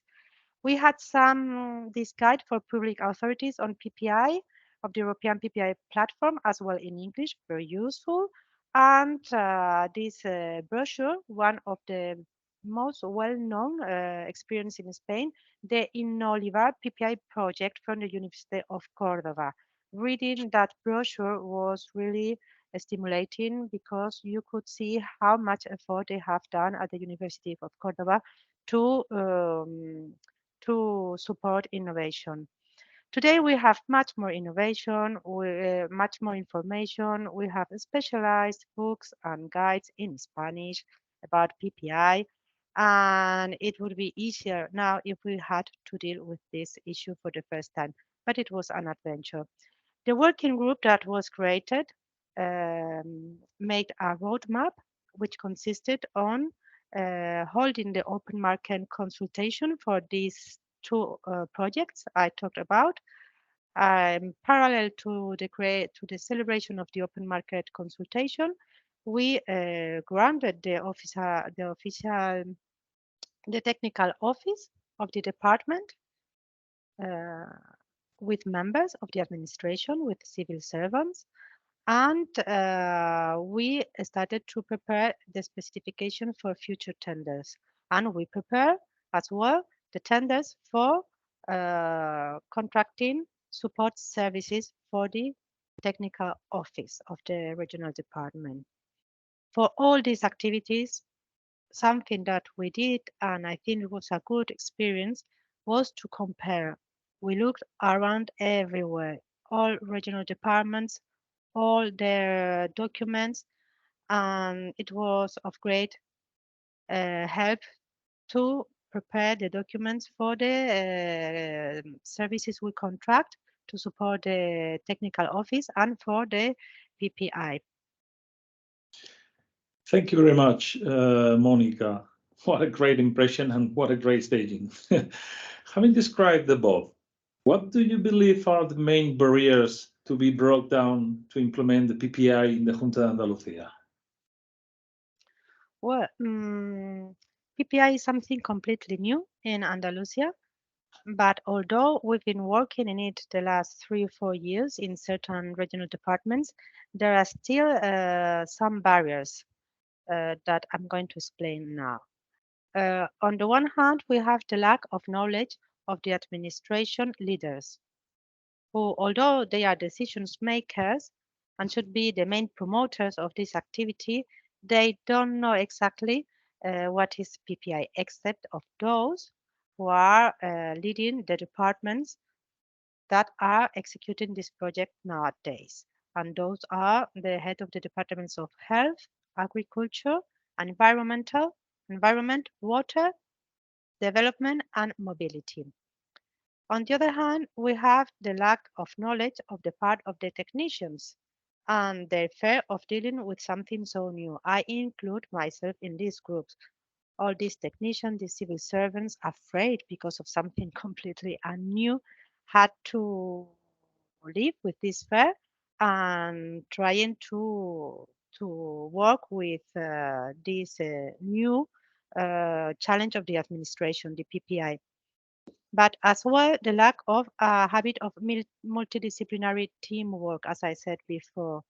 We are accustomed to work among those belonging to the same branch, but not in a really multidisciplinary team.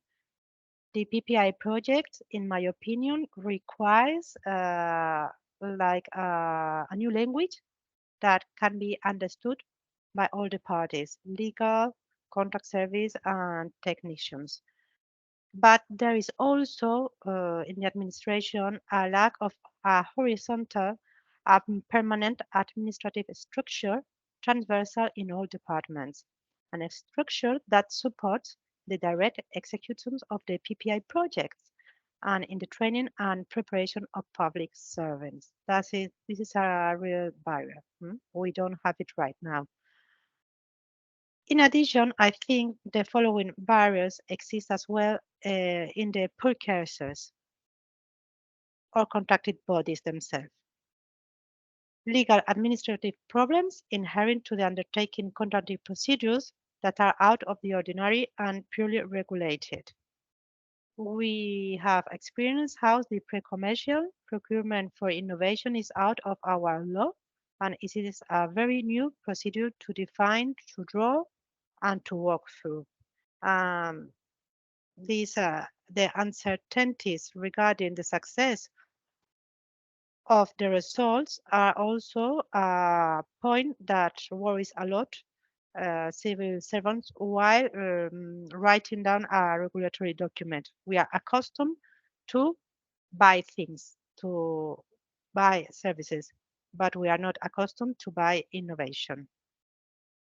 As well, problems for technicians are important because contracting, evaluating, and monitoring research, development, and innovation services from a management administration is difficult. We don't have technicians with knowledge in certain areas. That's why these surveillance reports made by specialized enterprises that give support to the technical office are so important. So training is required to identify which aspects of the challenge require innovation to evaluate what is innovation and what is not. This is a really big challenge in the administration. Oof, indeed. We have many barriers that we are overcoming day after day. And also, I would like to ask you, and for companies, what barriers do you think currently exist? Well, I think companies have more or less the same problems we have in the administration. Many times, many companies do not have specialized research and development departments, especially small companies. Big companies they have, but they are very few. And they have similar problems as the administration in relation to their lack of knowledge on how to approach research, development, and innovation processes. They are forced to enter unfamiliar territory with respect to conventional contracts.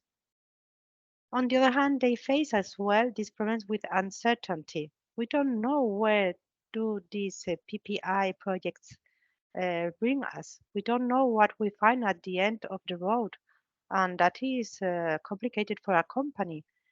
And they are generally obliged to submit bids in partnerships with other companies in joint venture because the challenges to be addressed in terms of PPI often involve complex issues requiring multidisciplinary approaches. This need for partnerships is generally beneficial for small companies, but it is an additional difficulty when it comes to putting together proposals for PPI projects. Well, having described the barriers, let's take a look at the history of PPI in Andalusia, because if I'm not mistaken, you were involved in the first PPI tender in the regional government of Andalusia, weren't you? How has this instrument evolved from the point of the view of contracting? Well, the evolution of public procurement of this instrument in the Andalusian regional government could be summarized as an accumulation of knowledge that can be reused for new projects. This accumulation of knowledge is related especially to the following issues: preparing and executing an open market consultation and their corresponding conclusions reports. We have really learned how to do an open market consultation. We have prepared of our documents. We have resolved doubts during the celebration of this consultation. And we have always taken in mind the principles of the law of transparency, publicity, equality, and confidentiality. This was these principles have been helping us all the time in this new adventure of PPI. We have already as well knowledge and creation of references for the elaboration of regulatory documents for pre-commercial procurement. We have done a SHIM for the development of PCP projects. We have organized them in different phases, depending on the project, would have 3, 4, 5 phases. And we have adopted legal solutions to the key elements of pre-commercial procurement of innovation. Although I will explain them later better, I would like to point out the main things. We have defined the administrative nature of the contract, and we have included clauses with mechanism for interim evaluation of the process because precisely of this uncertainty. We have defined which is the competent jurisdiction in case of claim.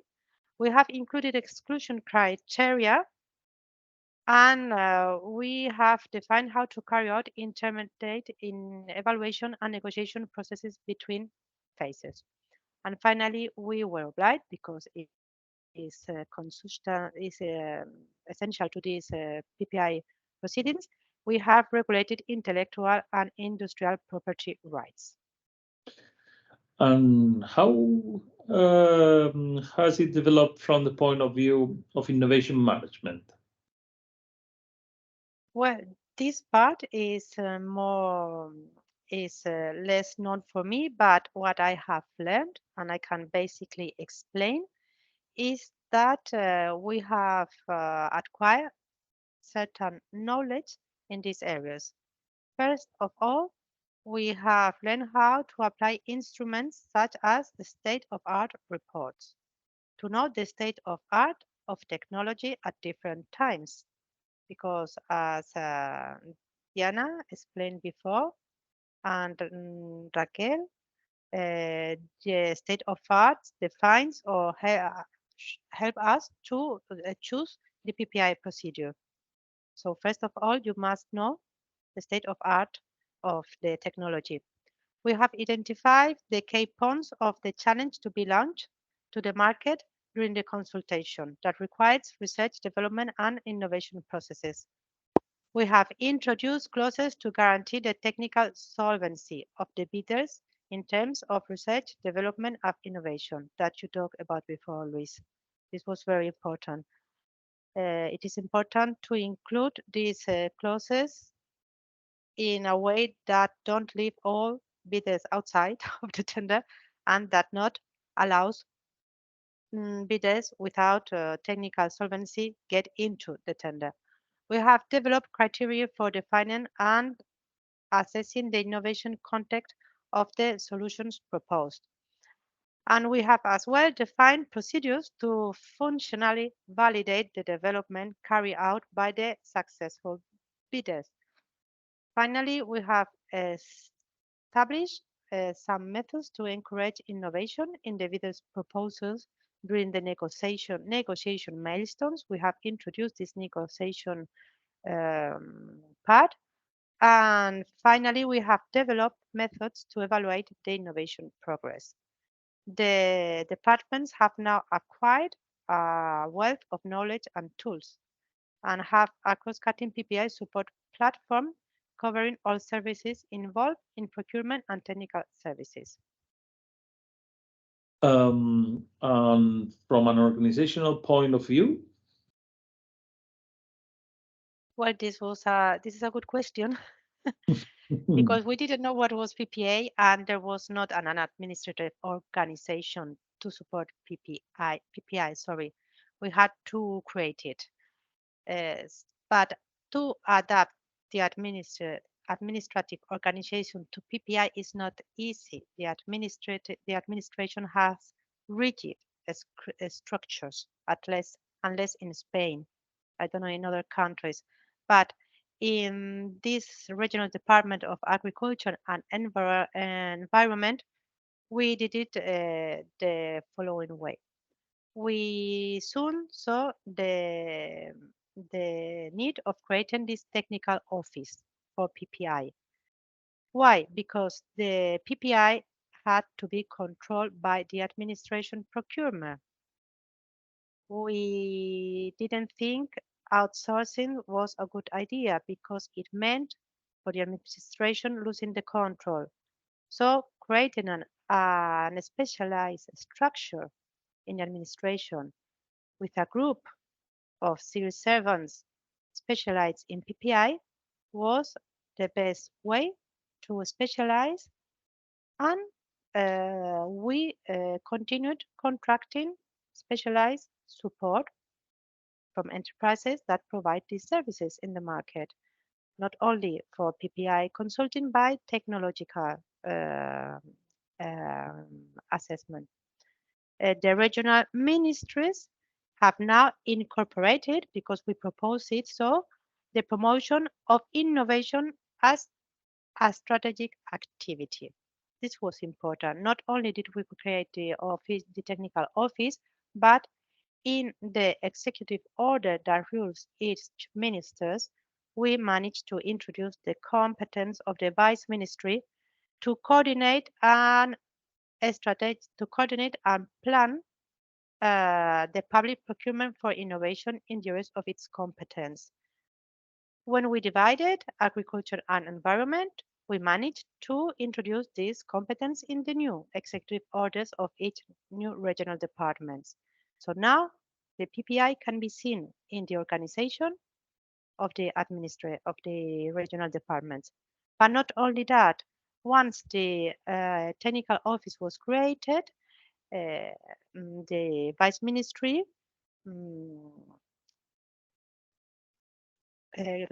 prepared an instruction in 2019. I mean, 1 year after we first kept in contact with PPI to rule the technical office. So we have an instruction that says what is the mission of this technical office, which it is composed by this multidisciplinary working group, and what this technical office has to do internal in the administration and externally. Internally, this office had to do training, coordination, and promotion of PPI inside the department.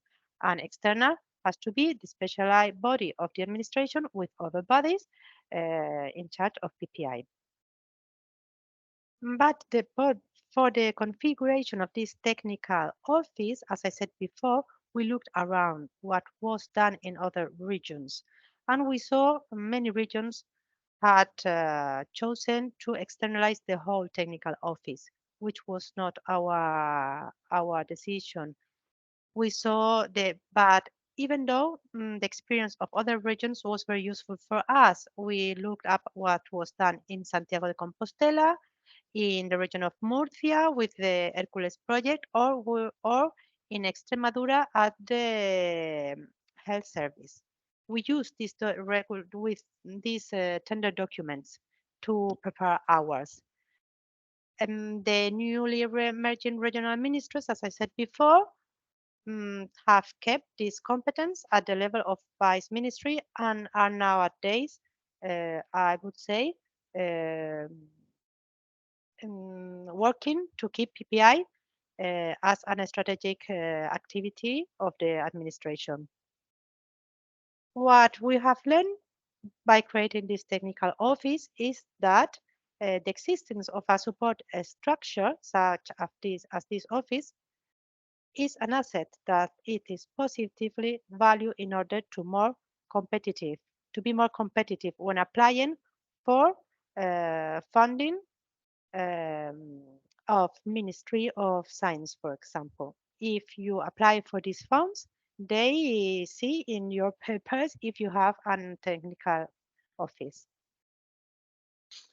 Okay, thanks. And how important is this last point you mentioned about the PPI technical office? And as you correctly say, in the call for projects of the line for the promotion of innovation from demand, promoted in Spain through the Ministry of Science and Innovation and financed by the FEDER, as you said, it is a clear example in which having it facilitates or increases the possibilities of obtaining funding at this point. What does legal advice consist of in PPI processes? Well, legal advice in PPI is very has been very has taken place in different moments of these processes. I would like to say first that these two projects I talk about were being executed once at the regional agency for agriculture and the other in the regional department, not the agency, which depends from the department.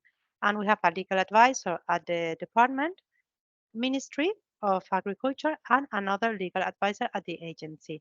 But we've been working, cooperating, and coordinated so that we could say there is already a collection of legal reports in the legal reports in the legal office, which have the fundamental criteria of the PPI process raised so far.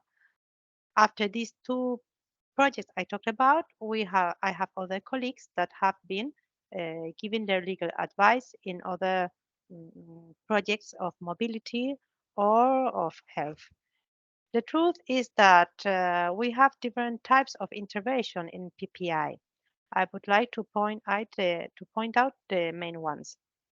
During the open market consultation, we have been helping to draw the basis of this open market consultation and solving the doubts during its celebration. When the open market consultation finishes, a final report has to be prepared by the contract body, and we have as well given our legal advice to that final reports in order to see if the entire procedure was well established, if the procedure was respectful with the law, and the content of this in report. I will explain you later better about this point. We have as well given our legal advice to the contract specifications for the technical office support services, but not only to these support services, but as well to the specification of the technical assistance services contract, the technological office as we know it. As these two projects in my department had to be after the ending of the open market consultation tended with pre-commercial public procurement, we have as well given our legal advice in the regulatory document for this pre-commercial procurement. We have as well prepared optional reports on problem raised in all the process and permanent verbal consultation help desk, and we as well participate in this kind of training workshops when we are required to. Thanks. And as you mentioned before, open market solutions are an equality fundamental tool for innovation public procurement, as I said before also. In this case, what does legal advice consist of in open market consultations? What do you think? Well, the main task of the legal office at this open market consultation is mainly to review the documents of the consultation, to resolve doubts during the consultation, and to elaborate a final legal report about the final open market consultation report. But to do this work, we have been always working, taking into account that there was only one article on our national law for public contracts, 115, and we have been very careful with the principles, as I said before, of publicity, transparency, equality, and confidentiality, and not discrimination. First of all, when we face this work at the open market consultation, we must not forget that this final report is the result of a process aimed to properly preparing a future tender. The open market consultation is a proceeding to prepare another proceeding. It is essentially to identify the participants in the public consultation programs. We have interested parties in this open market consultation, but we have as well external advisors, and we have to identify these external advisors, and we'll have to say why we choose these external advisors. We have to give the reasons for including them in these proceedings. Their final report must have a content which explains the procedure and the results. In this way, you have to mention in the final reports the studies carried out outside the consultation with the interested parties, the authors of which must be identified. So you can have a specialized advice not only by using specialized studies already published, but by using these special advisors during the open market consultation. You have to incorporate the questions posed and the answers given by the administration to the doubts or queries made by the interested parties in the consultation process. They all must know what the administration has said.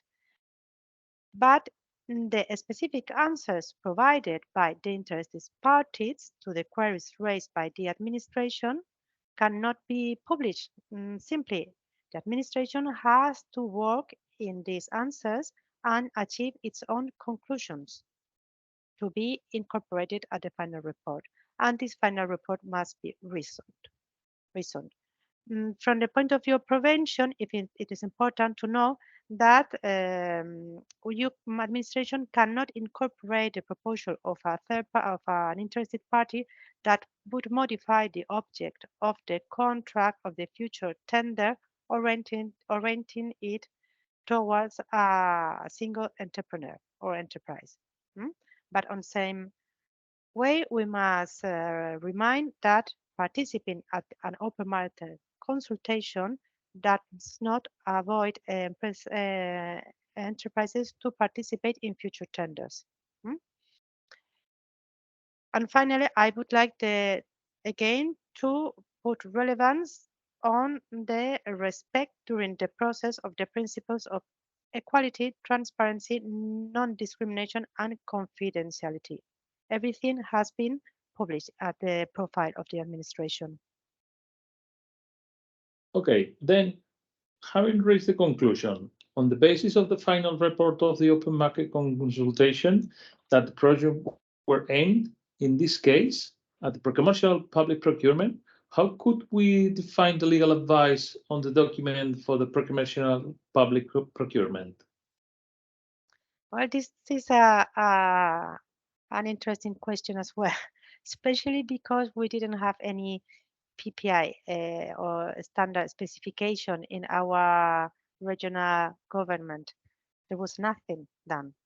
And there were doubts about whether to externalize the preparation of this regulatory document or to do it inside the administration. From the legal office, we had it very clear from the very beginning. We always opted for the internal preparation because of several reasons. First, it implies a deep reflection by the contracted body of which are the needs of the administration. If you have to prepare a regulatory document, you really have to know exactly what you are looking for. And this reflection also helps to define the selection criteria and the awarding criteria at the future tender, and as well how to execute it afterwards. For preparing our regulatory documents, again, we looked around to see which other experiences were in other regional governments in Spain.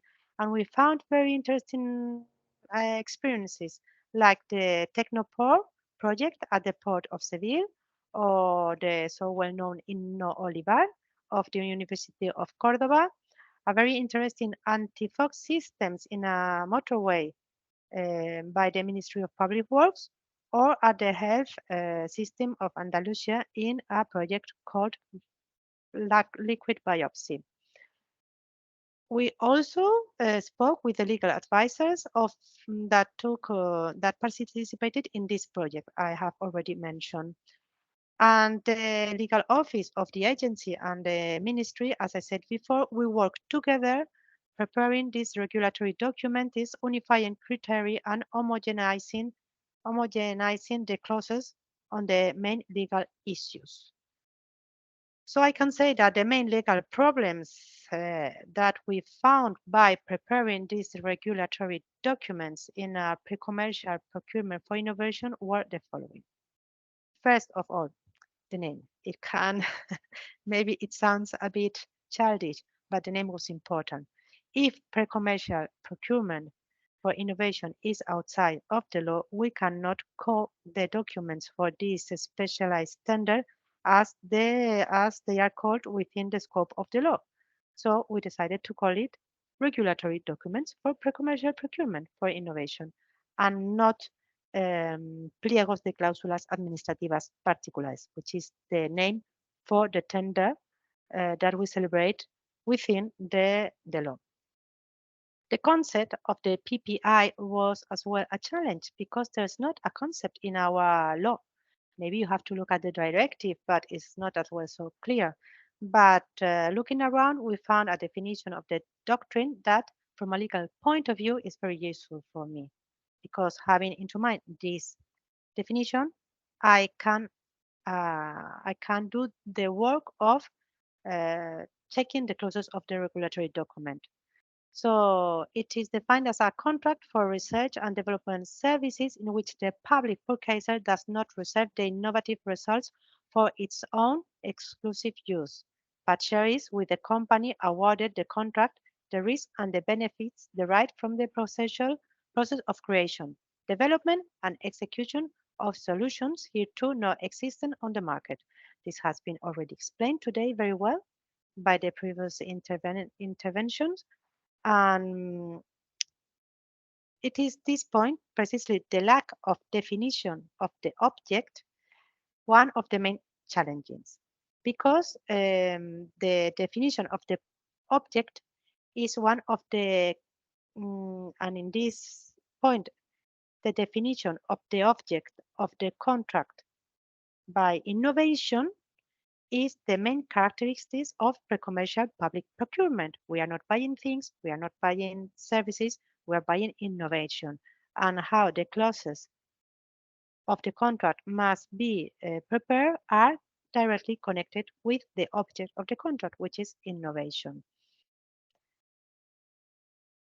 This point for me was very hard to, as a legal advisor, I can say it was very complicated, but what are we buying? Innovation. Oh, what is that?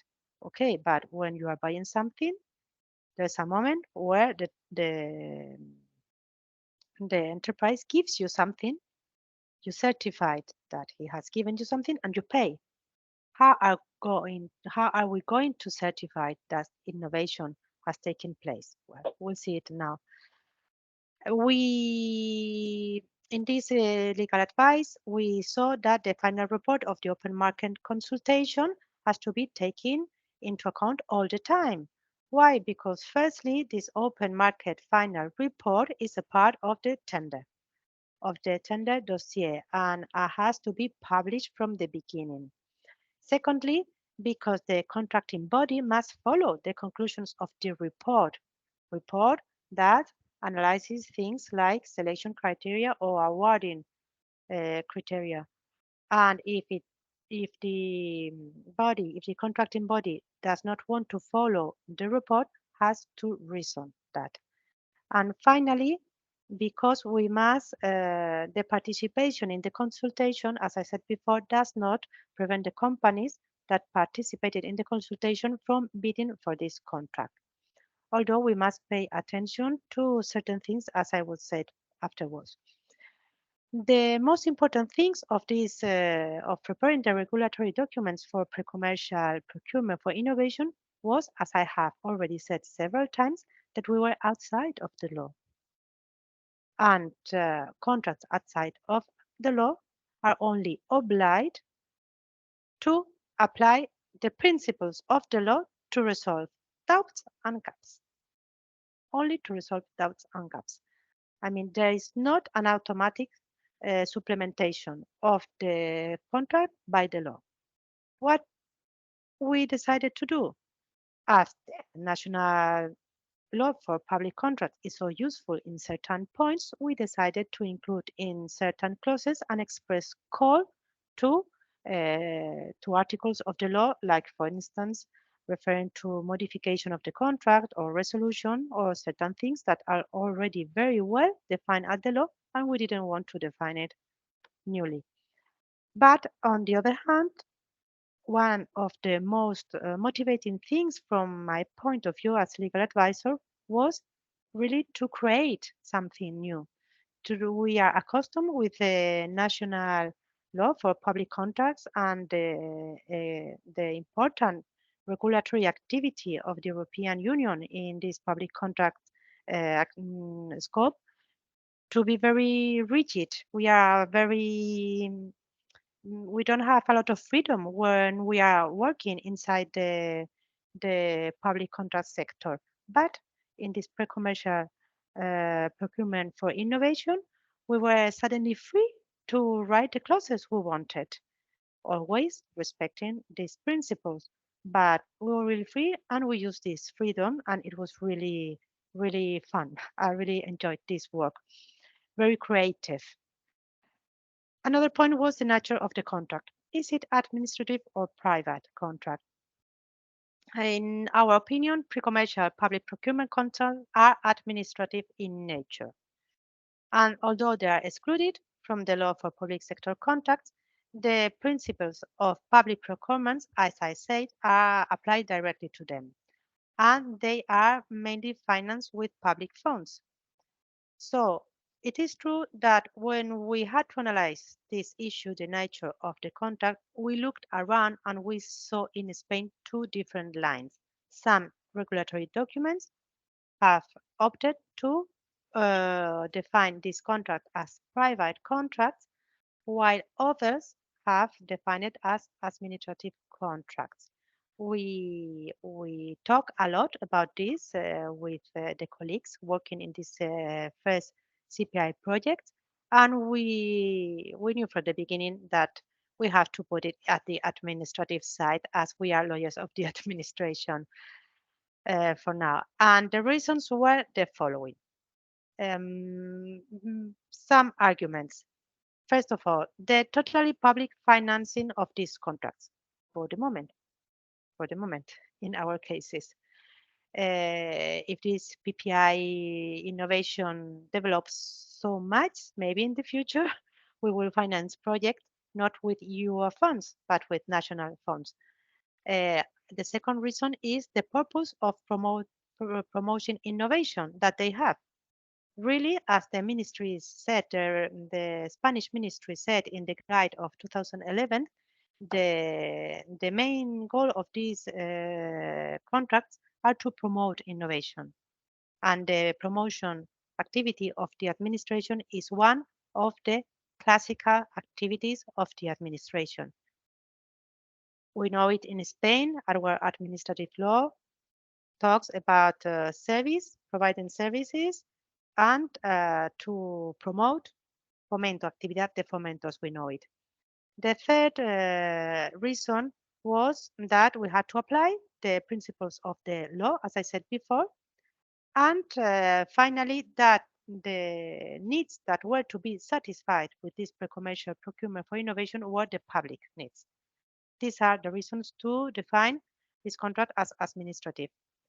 Another important characteristic of this contract is that they are divided in several contracts and phases, as we saw before. And that's why this document for me was very complex at the beginning. And when I find something very complex, what I see is that we have to make it not complex. How? By making a well-structured specifications with an easily understandable index. Just by looking at the index or the regulatory documents, you could imagine how was going to work the process. And we included some timelines and graphs of the process to make it more easily to understand. Related with the administrative nature of the contract and the fact that it is outside of the public law is that you cannot claim to the activity of the administration in these public procurements for innovation to the specialized tribunals. We have special tribunals on public contracts that are not competent for issues raised in pre-commercial public procurement. Will be competent for other innovation PPA, but not pre-commercial. As the contracts are administrative, if we have any kind of problems during the contract, the jurisdiction competent is the administrative contentions. It is the place where the administration feels better. I mean, that's how we have defined it in our regulatory documents. Working in these pre-commercial regulatory documents, we found soon that they have to evaluate and we have to execute this proceeding parallel to the outsourcing services for the support of the technical office. Not only support services generally, but technical surveillance. So we included clauses in all the regulatory documents so that the start of one contract was subject to the start of the other contract. Confidentiality. This is as well a very important aspect of the pre-commercial procurement to take into account. But we found soon that the administration had certain freedom to accept the definition of which documents are confidential as defined by the bidders. Other important point was competition distortion. As we see, there are specialized organizations, enterprises in this area of PPA, and that participates assessoring the administration at the open market consultation, at the preparing of the specifications for public services. And in public procurement, it is important not to allow enterprises who has previously advised the administration in an open market consultation or preparing the documents for the public contract of services or even the pre-commercial procurement regulatory documents to participate because they have privileged information, and we have included clauses that avoid these enterprises to participate. But we have introduced new clauses, as I said before, more creative, like special, clauses related to the execution of the contract. We have modulate the clauses depending on whether or not the tender progresses. We have introduced the possibility that if the tender, the innovation does not process, we can finish the contract before it is preview in the regulatory documents. We have as well included clauses within mechanism for intermediate evaluation of the process, which seek to manage the uncertainty of the success. If we are dealing with is innovation and during working in innovation, we see the way the object of the contract was too rigid defined, we can maybe open the definition of the object of the contract to keep on with the process. And we have introduced as well intermediate evaluation and negotiation process between phases because we think this can help innovation. The regulatory documents as well preview, as I said before, in a very clearly way how how the bidders must shown that they have work for innovation, that they have the adequate, they have the appropriate done the appropriate work of innovation. But maybe even doing this innovation activity, we don't reach the object, but this can be paid as well. An appropriate develop of the activity by bidders, although they don't achieve the goal that we are looking for. And was very important how industrial and intellectual property rights were defined, trying not to we gave these rights to the bidder, and the bidder has in the future the obligation to share a part with the administration and is obliged to put it on the market, not to keep it with to itself. Thank you very much for all these comments and for explaining so good the innovative public procurement procedure in the regional government of Andalusia. And finally, as we are both convinced that the innovation public procurement is an instrument, the way forward to improve the quality and the efficiency of the public service, what aspects do you think could be improved? Well, I think, and I'm going to be, I'm not going to explain it very widely because it's late. I think we have still several challenges. First of all, we need a strong institutional and technical support for all departments. If we don't have a place where all departments can look at requiring for assessment in PPI, it is difficult to start. For us, it has been very difficult to start. I think it's time the Andalusian department or the Andalusian government creates a transversal horizontal permanent structure for PPI. Another measure is to deepen support activities, among the first being the generation and maintenance of sectoral early demand maps. This is very useful, as we have seen, to identify and prioritize unmet needs of the different departments of the administration. And I think we have still other adventures in this PPI innovation procurements that we have not yet experienced, which are innovative technology purchasing projects and innovation partnership. We don't have still any experience on this, and I'm willing to work in this if the case arises. And finally, which can seem something stupid, but for us was very important, is that as this pre-commercial procurement is not inside the law, our electronic system for public purchase is only thought for contracts inside the law. And yesterday, I had a meeting about this project, Claudia, and we were opening these envelopes and taking out the tenders. It was a bit sad. It was funny, but I hope our administration soon changes our electronic tender system to include pre-commercial procurement for innovation in it. Thank you very much, Luis. Thank you very much, Monica. Now all it seems very simple.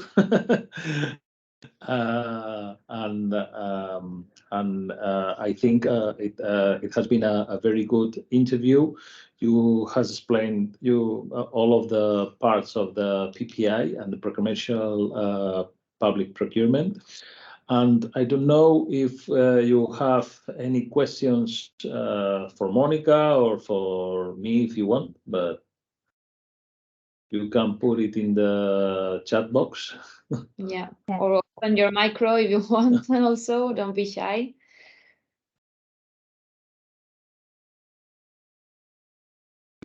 Okay, seems that there is no questions in the chat.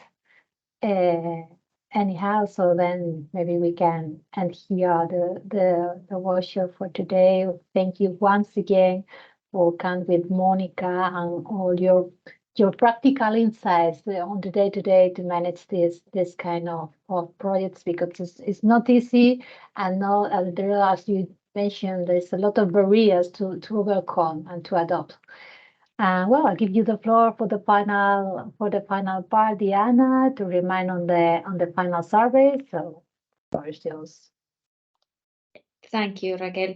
Thank you, Luis and Monica, for all your comments and suggestions about the legal aspects. And as I told you before, if you were already connected, we have a final survey that we need your feedback from the workshop. So we invite you to scan the QR code or to enter through the link you have there, and you also can find it in the chat. To give us your feedback. It's only 1 minute survey, so it won't take you too much, and it's very useful for us. We will also send this information by email, so you can do it in another moment if you prefer, but if you can do it right now, I think it's good for us. And nothing more from my side, just to say thank you to all the speakers, and I think we can end here. Okay, thank you. Thank you very much. Just to remind you, stay tuned about our third workshop. We will make the announcement in our project website, project LinkedIn, and also our social networks. So you will keep me updated about the third last one. Okay? And thank you to all of you. Thank you. Bye. See you. Bye. Thank you. Thank you. Bye.